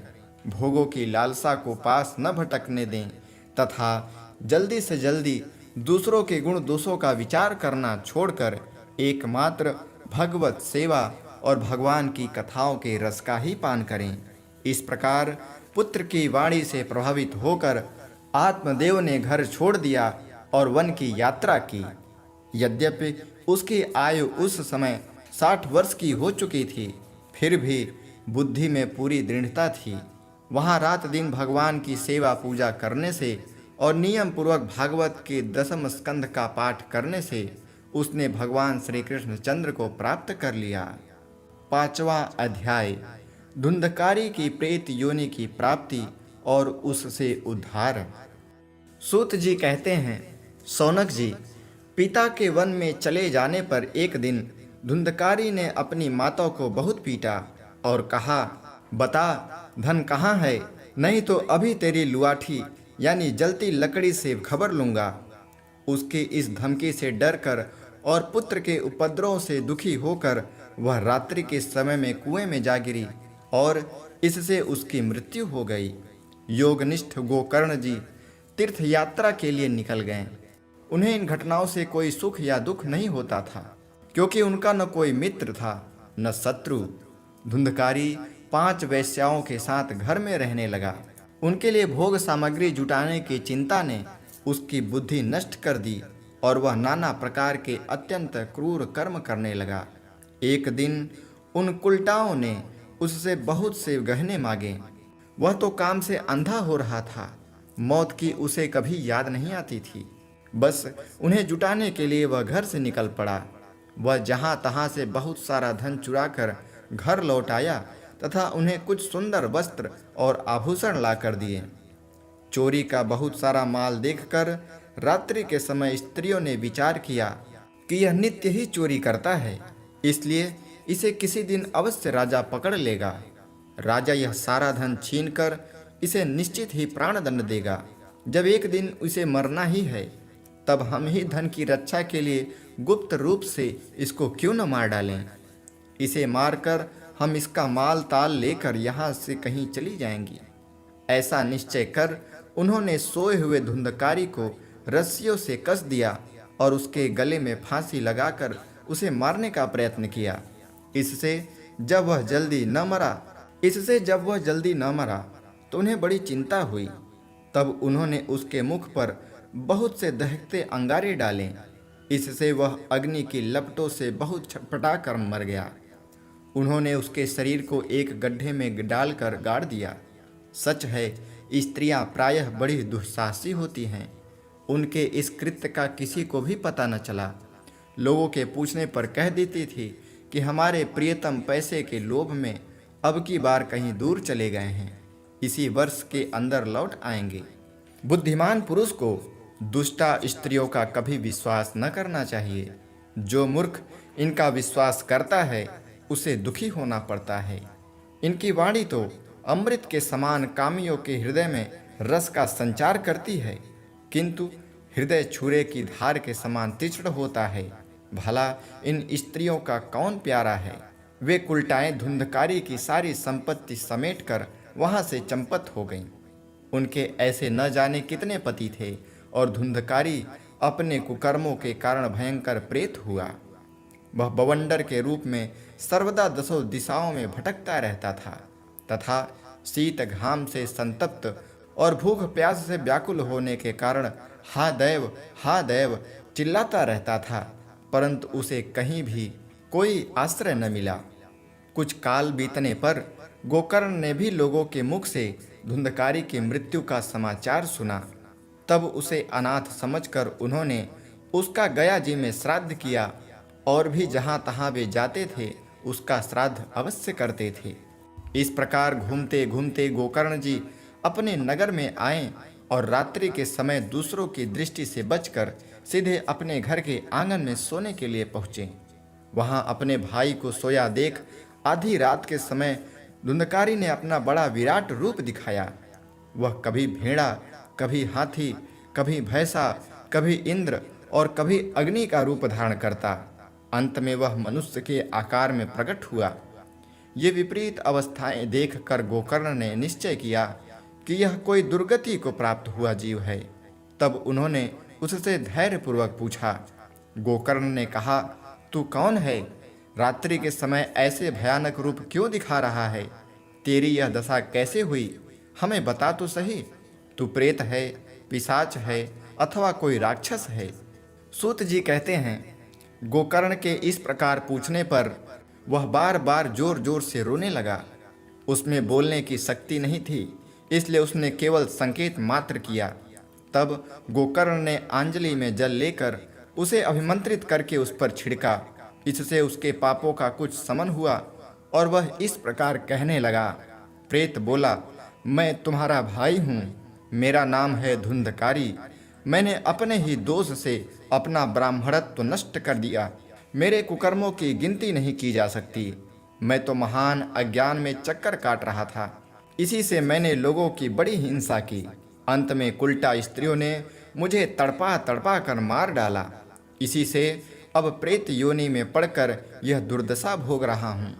अब देववश कर्म फल का उदय होने से मैं केवल वायु भक्षण करके जी रहा हूँ। भाई, तुम दया के समुद्र हो, अब किसी प्रकार जल्दी ही मुझे इस योनि से छुड़ाओ। गोकर्ण ने धुंधकारी की सारी बातें सुनी और तब उससे बोले।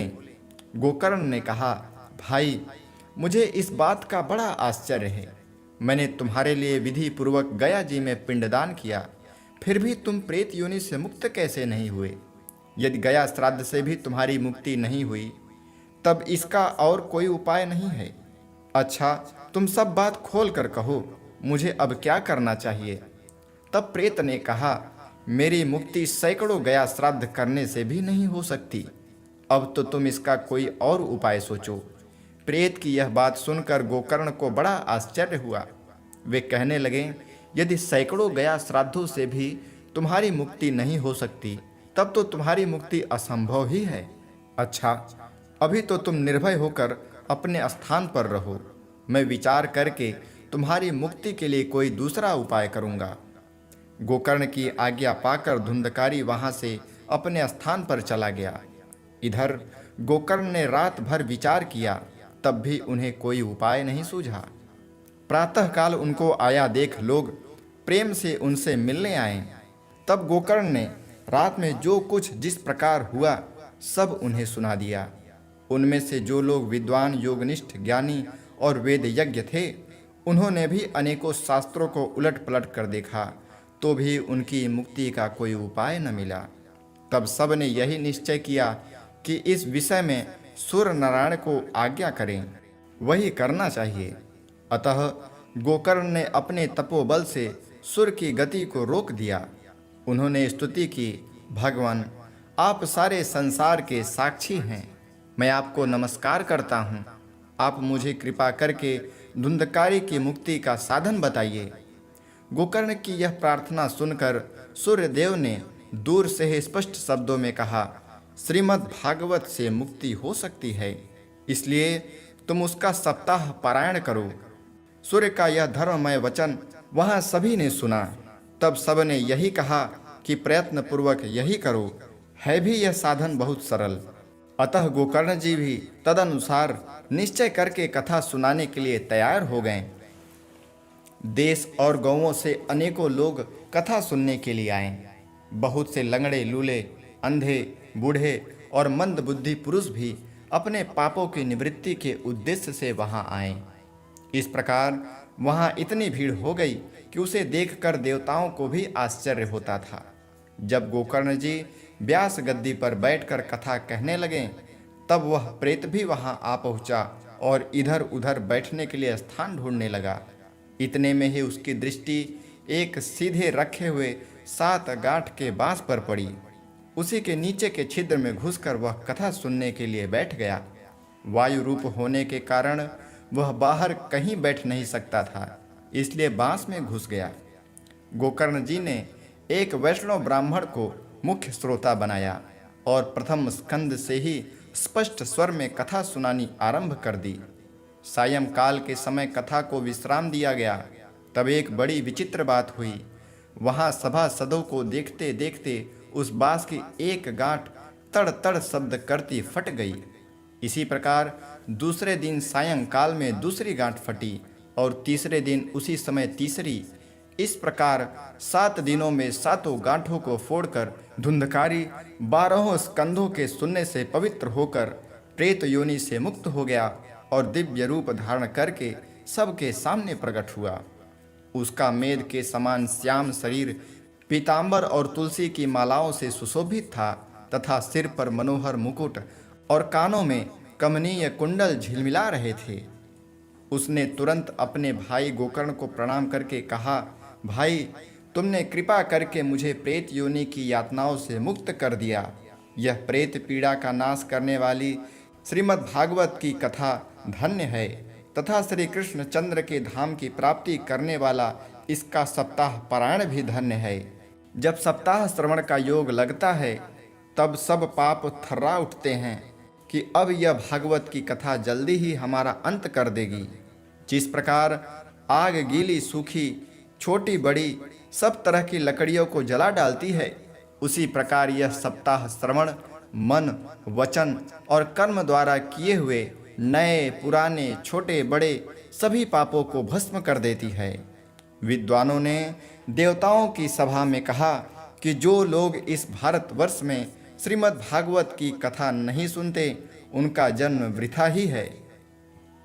भला मोह पूर्वक लालन पालन करके यदि इस अनित्य शरीर को हष्ट पुष्ट और बलवान भी बना लिया तो भी श्रीमद् भागवत की कथा सुने बिना इससे क्या लाभ हुआ। अस्थियां ही इस शरीर के आधार स्तंभ हैं। नस नाड़ी रूप रस्सियों से यह बंधा हुआ है। ऊपर से इस पर मांस और रक्त थोप कर इसे चर्म में मोड़ दिया गया है। इसके प्रत्येक अंग में दुर्गंध आती है क्योंकि है तो यह मलमूत्र का भांड ही। वृद्धा अवस्था और शोक के कारण यह परिणाम में दुखमय ही है। यह रोगों का तो घर ही ठहरा।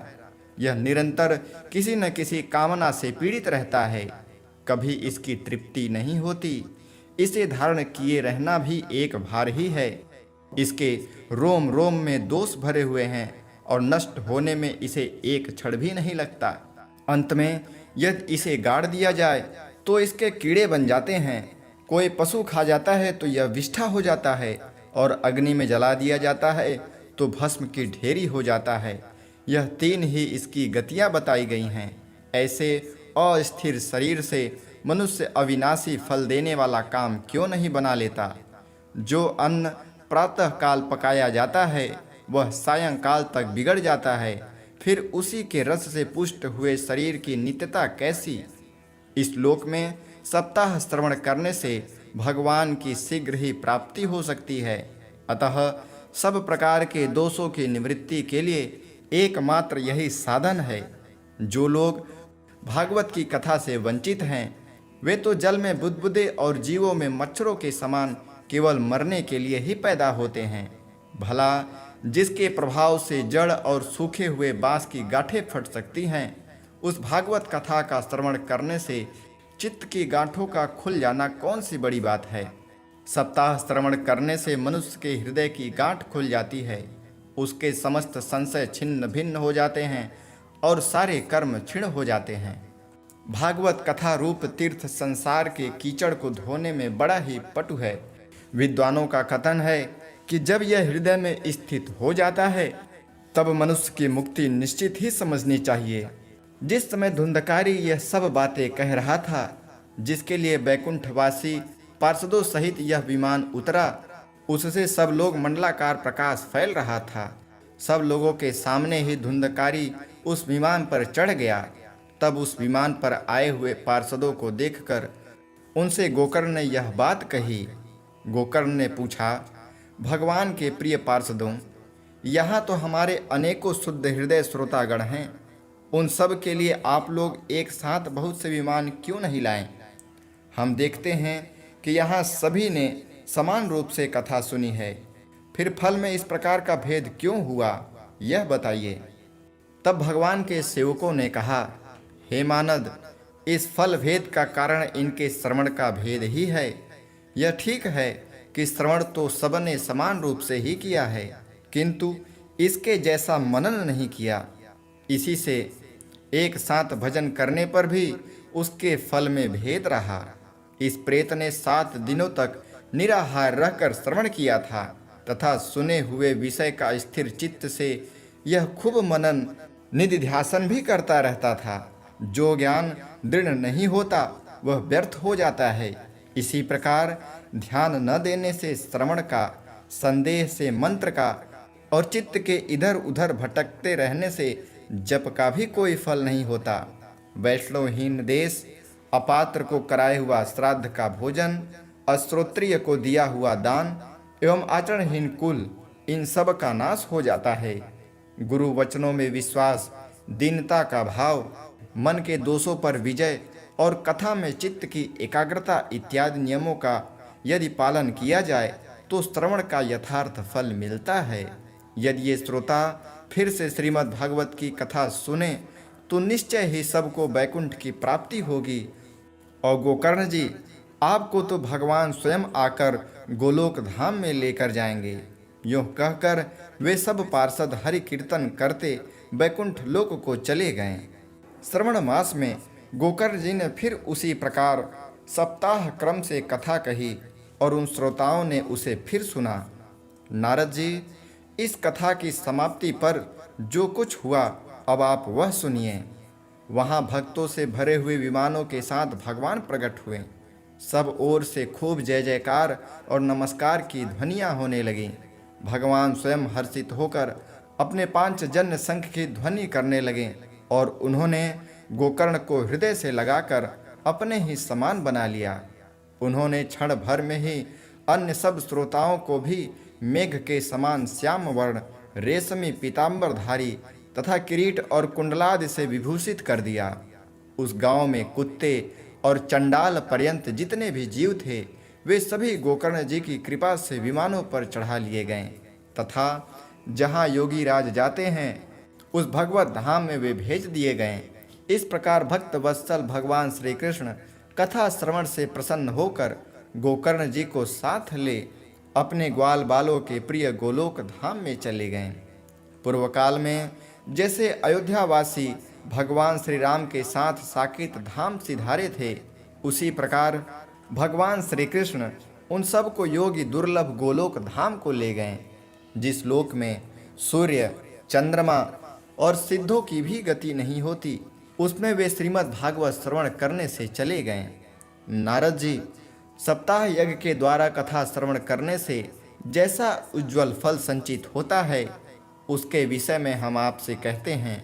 अजी, जिन्होंने अपने कर्णपुट से गोकर्ण जी की कथा के एक अक्षर का भी पान किया था वे फिर माता के गर्भ में नहीं आए।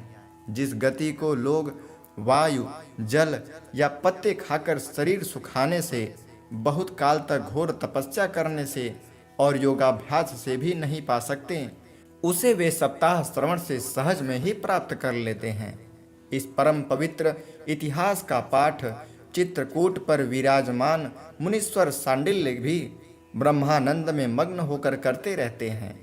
यह कथा बड़ी ही पवित्र है। एक बार के श्रवण से ही समस्त पाप राशि को भस्म कर देती है। यदि इसका श्राद्ध के समय पाठ किया जाए तो इससे पितृगण को बड़ी तृप्ति होती है और नित्य पाठ करने से मोक्ष की प्राप्ति होती है। श्रीमद् भागवत महापुराण छठा अध्याय, सप्ताह यज्ञ की विधि। श्री सनकादि कहते हैं, नारद जी, अब हम आपको सप्ताह श्रवण की विधि बताते हैं। यह विधि प्रायः लोगों की सहायता और धन से साध्य कही गई है। पहले तो यत्न पूर्वक ज्योतिषी को बुलाकर मुहूर्त पूछना चाहिए तथा विवाह के लिए जिस प्रकार धन का प्रबंध किया जाता है उस प्रकार ही धन की व्यवस्था इसके लिए करनी चाहिए। कथा आरंभ करने में भाद्रपद, आश्विन, कार्तिक, मार्गशीर्ष, आषाढ़ और श्रावण ये 6 महीने श्रोताओं के लिए मोक्ष की प्राप्ति के कारण है। देवर से इन महीनों में भी भद्रा व्यतिपात आदि कुयोगों को सर्वथा त्याग देना चाहिए तथा दूसरे लोग जो उत्साही हों उन्हें अपना सहायक बना लेना चाहिए। फिर प्रयत्न करके देश देशांतरों में यह संवाद भेजना चाहिए कि यहाँ कथा होगी, सब लोगों को सपरिवार पधारना चाहिए। स्त्री और शूद्रादि भगवत कथा एवं संकीर्तन से दूर पड़ गए हैं, उनको भी सूचना हो जाए, ऐसा प्रबंध करना चाहिए। देश देश में जो विरक्त वैष्णव और हरि कीर्तन के प्रेमी हों, उनके पास निमंत्रण पत्र अवश्य भेजें। उसे लिखने की विधि इस प्रकार बताई गई है। महानुभावों, यहाँ 7 दिन तक सत्पुरुषों का बड़ा दुर्लभ समागम रहेगा और अपूर्व रसमयी श्रीमद् भागवत की कथा होगी। आप लोग भगवत रस के रसिक हैं, अतः श्री भागवतामृत का पान करने के लिए प्रेम पूर्वक शीघ्र ही पधारने की कृपा करें। यदि आपको विशेष अवकाश न हो तो भी 1 दिन के लिए तो अवश्य ही कृपा करनी चाहिए, क्योंकि यहाँ का तो एक क्षण भी अत्यंत दुर्लभ है। इस प्रकार विनय पूर्वक उन्हें निमंत्रण करें और जो लोग आएं उनके लिए यथोचित निवास स्थान का प्रबंध करें। कथा का श्रवण किसी तीर्थ में, वन में अथवा अपने घर पर भी अच्छा माना गया है। जहाँ लंबा चौड़ा मैदान हो वहीं कथा स्थल रखना चाहिए। भूमि का शोधन, मार्जन और लेपन करके रंग बिरंगी धातुओं से चौक पूरे, घर की सारी सामग्री उठाकर एक कोने में रख दें।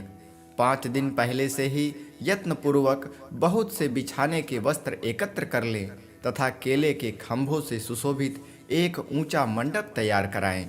उसे सब ओर फल, पुष्प, पत्र और चंदोवे से अलंकृत करें तथा चारों ओर झड़ियाँ लगाकर तरह तरह के सामानों से सजा दें।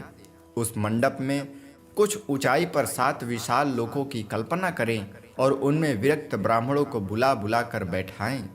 आगे की ओर उनके लिए वहां यथोचित आसन तैयार रखें। इनके पीछे वक्ता के लिए भी एक दिव्य सिंहासन का प्रबंध करें।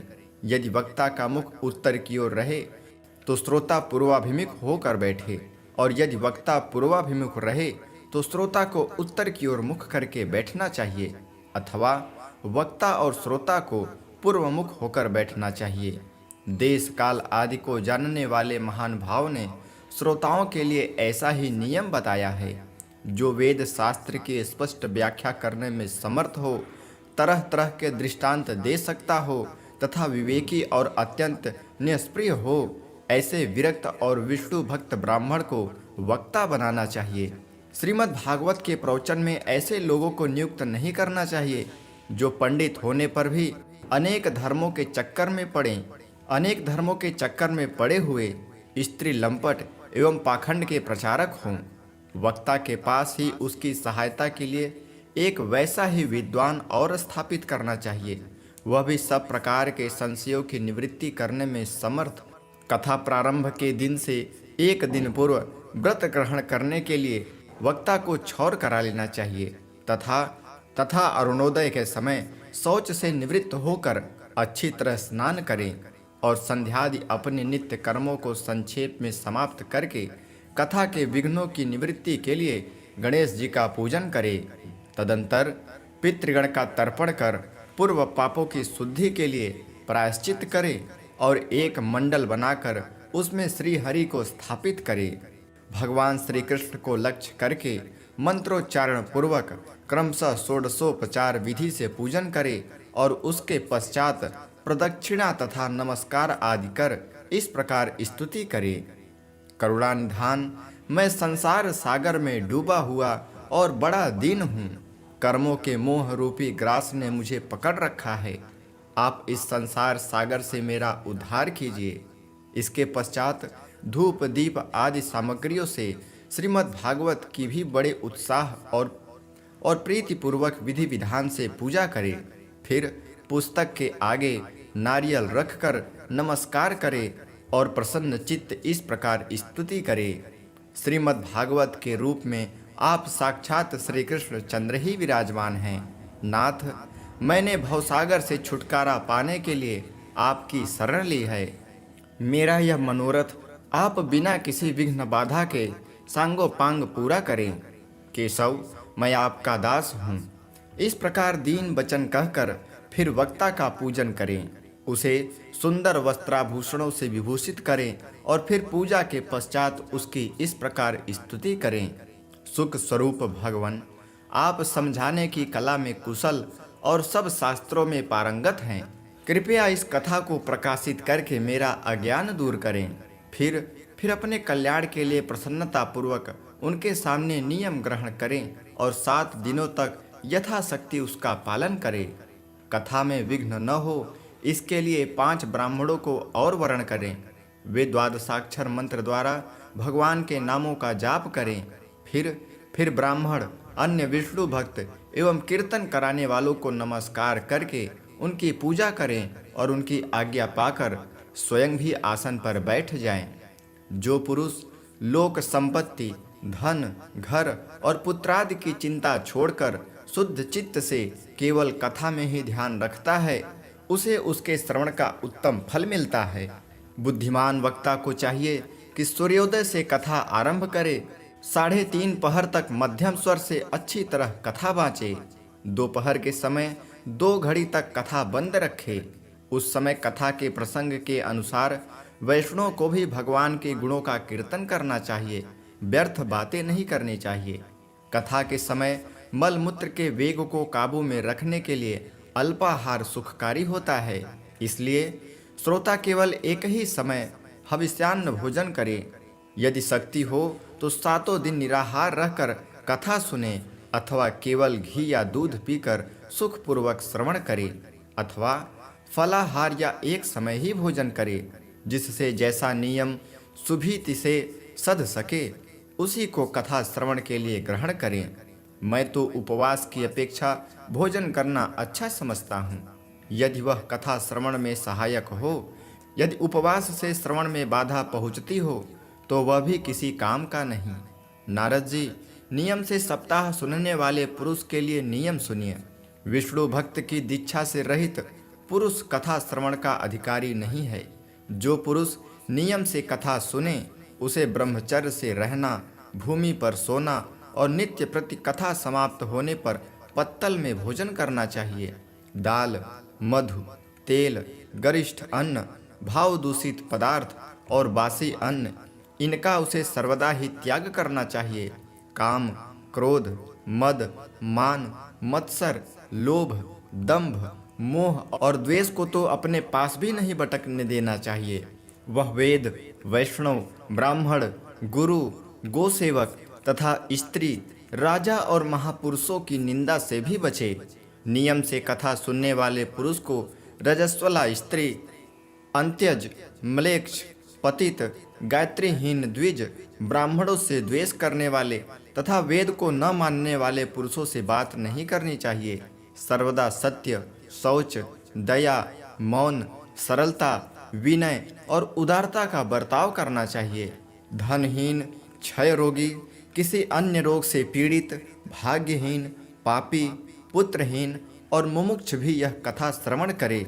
जिस स्त्री का रजो दर्शन रुक गया हो, जिसके एक ही संतान होकर रह गई हो, जो बांझ हो, जिसकी संतान होकर मर जाती हो अथवा जिसका गर्भ गिर जाता हो, वह यत्न पूर्वक इस कथा को सुने। यह सब यदि विधिवत कथा सुने तो इन्हें अच्छे फल की प्राप्ति हो सकती है। यह अत्युत्तम दिव्य तथा करोड़ों यज्ञों का फल देने वाली है। इस प्रकार इस व्रत की विधियों का पालन करके फिर उद्यापन करे। जिन्हें इसके विशेष फल की इच्छा हो वे जन्माष्टमी व्रत के समान ही इस कथा व्रत का उद्यापन करे। किंतु जो भगवान के अकिंचन भक्त हैं उनके लिए उद्यापन का कोई आग्रह नहीं है। वे श्रवण से ही पवित्र हैं, क्योंकि वे तो निष्काम भगवत भक्त हैं। इस प्रकार जब सप्ताह यज्ञ समाप्त हो जाए तब श्रोताओं को अत्यंत भक्ति पूर्वक पुस्तक और वक्ता की पूजा करनी चाहिए।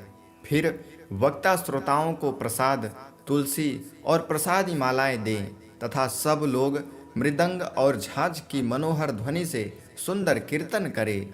जय जयकार, नमस्कार और शंख ध्वनि का घोष कराएं तथा ब्राह्मण और याचकों को धन और अन्न दें। श्रोता विरक्त हो तो कर्म की शांति के लिए दूसरे दिन गीता पाठ करे। गृहस्थ हो तो हवन करे। उस हवन में 10वें स्कंध का एक एक श्लोक पढ़कर विधि पूर्वक खीर, मधु, घृत, तिल और अन्नादि सामग्रियों से आहुति दे अथवा एकाग्र चित्त से गायत्री मंत्र द्वारा हवन करे, क्योंकि तत्वतः यह महापुराण गायत्री स्वरूप ही है। होम करने की शक्ति न हो तो उसका फल प्राप्त करने के लिए ब्राह्मणों को हवन सामग्री दान करें तथा नाना प्रकार की त्रुटियों को दूर करने के लिए और विधि में फिर जो न्यूनाधिकता रह गई हो उसके दोषों की शांति के लिए विष्णु सहस्त्र नाम का पाठ करे। उससे सभी कर्म सफल हो जाते हैं, क्योंकि कोई भी कर्म इससे बढ़कर नहीं है। फिर 12 ब्राह्मणों को खीर और मधु आदि उत्तम उत्तम पदार्थ खिलाएं तथा व्रत की पूर्ति के लिए गौ और स्वर्ण का दान करे। सामर्थ्य हो तो 3 तोले सोने का सिंहासन बनवाएं, उस पर सुंदर अक्षरों में लिखी हुई श्रीमद् भागवत की पोथी रखकर उसकी आवाहनादि विविध उपचारों से पूजा करे और फिर जितेंद्रिय आचार्य को उसका वस्त्र, आभूषण एवं गंधादि से पूजन कर दक्षिणा के सहित समर्पण कर दे। यो करने से वह बुद्धिमान दाता जन्म मरण के बंधनों से मुक्त हो जाता है।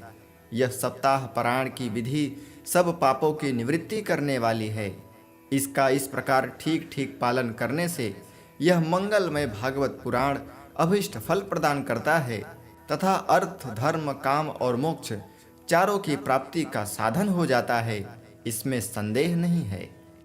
सनकादि कहते हैं, नारद जी, इस प्रकार तुम्हें यह सप्ताह श्रवण की विधि हमने पूरी पूरी सुना दी, अब और क्या सुनना चाहते हो। इस श्रीमद् भागवत से भोग और मोक्ष दोनों ही हाथ लग जाते हैं। तब सूत जी कहते हैं, सौनक जी, यो कहकर महामुनि सनकादि ने 1 सप्ताह तक विधि पूर्वक इस सर्व पाप नाशनी, परम पवित्र तथा भोग और मोक्ष प्रदान करने वाली भगवत कथा का प्रवचन किया। सब प्राणियों ने नियम पूर्वक इसे श्रवण किया। इसके पश्चात उन्होंने विधि पूर्वक भगवान पुरुषोत्तम की स्तुति की। कथा के अंत में ज्ञान, वैराग्य और भक्ति को बड़ी पुष्टि मिली और वे तीनों एकदम तरुण होकर सब जीवों का चित्त अपनी ओर आकर्षित करने लगे। अपना मनोरथ पूरा होने से नारद जी को बड़ी प्रसन्नता हुई। उनके सारे शरीर में रोमांच हो आया और वे परम आनंद से पूर्ण हो गए। इस प्रकार कथा श्रवण कर भगवान के प्यारे नारद जी हाथ जोड़कर प्रेम गदगद वाणी से सनकादि से कहने लगे। नारद जी ने कहा, मैं धन्य हूँ, आप लोगों ने करुणा करके मुझे बड़ा ही अनुग्रहित किया है। आज मुझे सर्व पापहारी भगवान श्री हरि की प्राप्ति हो गई। तपोधनो, मैं श्रीमद् भागवत श्रवण को ही सब धर्मों में श्रेष्ठ मानता हूँ, क्योंकि इसके श्रवण से बैकुंठ बिहारी श्री कृष्ण की प्राप्ति होती है। तब सूत जी कहते हैं, सौनक जी, वैष्णव श्रेष्ठ नारद जी जो कह ही रहे थे कि वहाँ घूमते फिरते योगेश्वर सुखदेव आ गए तथा कथा समाप्त होते ही व्यास नंदन सुखदेव वहाँ पधारे। 16 वर्षों की सी आयु आत्मलाभ से पूर्ण ज्ञान रूपी महासागर का संवर्धन करने के लिए चंद्रमा के समान वे प्रेम से धीरे धीरे श्रीमद् भागवत का पाठ कर रहे थे। परम तेजस्वी सुखदेव जी को देखकर सारे सभासद झटपट खड़े हो गए और उन्हें एक ऊंचे आसन पर बैठाया। फिर देवर्षि नारद जी ने उनका प्रेम पूर्वक पूजन किया। उन्होंने सुखपूर्वक बैठकर कहा, आप लोग मेरी निर्मल वाणी सुनिए। श्री सुखदेव जी बोले, रसिक एवं भावुक जन, यह श्रीमद् भागवत वेद रूप कल्प वृक्ष का परिपक्व फल है। श्री सुखदेव रूप सुख के मुख का संयोग होने से अमृत रस से परिपूर्ण है। यह रस ही रस है, इसमें न छिलका है न गुठली है। यह इसी लोक में दुर्लभ है। जब तक शरीर में चेतना रहे तब तक आप लोग बार बार इसका पान करें। महामुनि व्यास देव ने श्रीमद् भागवत महापुराण की रचना की। इसमें निष्कपट निष्काम परम धर्म का निरूपण है। इसमें शुद्धांत करण सत्पुरुषों के जानने योग्य कल्याणकारी वास्तविक वस्तु का वर्णन है। इससे तीनों तपों की शांति होती है। इसका आश्रय लेने पर दूसरे शास्त्र अथवा साधन की आवश्यकता नहीं रहती। जब कभी पुण्यात्मा पुरुष इसके श्रवण की इच्छा करते हैं तभी ईश्वर अविलंब उनके हृदय में अवरुद्ध हो जाते हैं।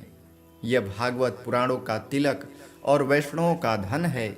इसमें परमहंसों के प्राप्य विशुद्ध ज्ञान का ही वर्णन किया गया है। तथा ज्ञान, वैराग्य और भक्ति के सहित निवृत्ति मार्ग को प्रकाशित किया गया है। जो पुरुष भक्ति पूर्वक इसके श्रवण, पठन और मनन में तत्पर रहता है वह मुक्त हो जाता है। यह रस स्वर्गलोक, सत्यलोक, कैलाश और वैकुंठ में भी नहीं है। इसलिए भाग्यवान श्रोताओं, तुम इसका खूब पान करो, इसे कभी मत छोड़ो।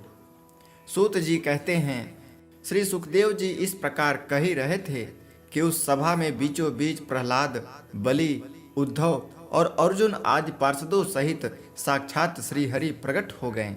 तब देवर्षि नारद ने भगवान और उनके भक्तों की यथोचित पूजा की। भगवान को प्रसन्न देखकर देवर्षि ने उन्हें एक विशाल सिंहासन पर बैठा दिया और सब लोग उनके सामने संकीर्तन करने लगे। उस कीर्तन को देखने के लिए श्री पार्वती जी के सहित महादेव जी और ब्रह्मा जी भी आए। कीर्तन आरंभ हुआ। प्रहलाद जी फुर्तीले होने के कारण करताल बजाने लगे। उद्धव जी ने झांझें उठा ली। देवर्षि नारद वीणा की ध्वनि करने लगे। स्वर विज्ञान में कुशल होने के कारण अर्जुन राग आलापने लगे। इंद्र ने मृदंग बजाना आरंभ किया। सनकादि बीच बीच में जयघोष करने लगे और इन सब के आगे सुखदेव जी तरह तरह की सरस अंग भंगी करके भाव बताने लगे। इन सब के बीच में परम तेजस्वी भक्ति, ज्ञान और वैराग्य नटों के समान नाचने लगे। ऐसा अलौकिक कीर्तन देखकर भगवान प्रसन्न हो गए और इस प्रकार कहने लगे, मैं तुम्हारी इस कथा और कीर्तन से बहुत प्रसन्न हूँ। तुम्हारे भक्ति भाव ने इस समय मुझे अपने वश में कर लिया है, अतः तुम लोग मुझसे वर मांगो। भगवान के ये वचन सुनकर सब लोग बड़े प्रसन्न हुए और प्रेमार्ध चित्त से भगवान से कहने लगे, भगवान, हमारी यह अभिलाषा है कि भविष्य में भी जहाँ कहीं सप्ताह कथा हो वहाँ आप इन पार्षदों सहित अवश्य पधारें। हमारा यह मनोरथ पूर्ण कर दीजिए। भगवान तथास्तु कहकर अंतर्धान हो गए। इसके पश्चात नारद जी ने भगवान तथा उनके पार्षदों के चरणों को लक्ष्य करके प्रणाम किया और फिर सुखदेव जी आदि तपस्वियों को भी नमस्कार किया। कथामृत का पान करने से सब लोगों को बड़ा ही आनंद हुआ। उनका सारा मोह नष्ट हो गया। फिर वे सब लोग अपने अपने स्थानों को चले गए। उस समय सुखदेव जी ने भक्ति को उसके पुत्रों सहित अपने शास्त्र में स्थापित कर दिया। इससे भागवत का सेवन करने से श्री हरि वैष्णव के हृदय में आ विराजते हैं।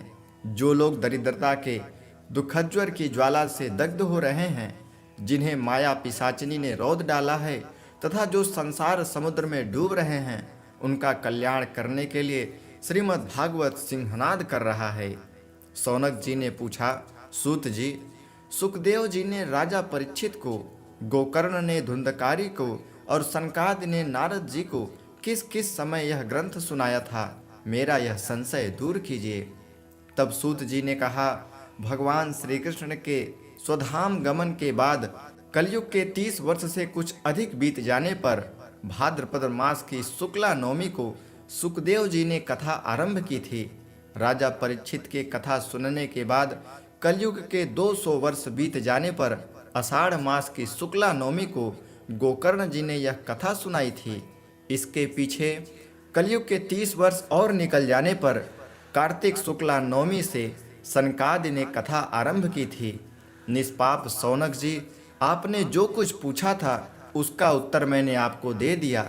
इस प्रकार कलयुग में भागवत की कथा भवरोग की रामबाण औषधि है। संतजन, आप लोग आदर पूर्वक इस कथामृत का पान कीजिए।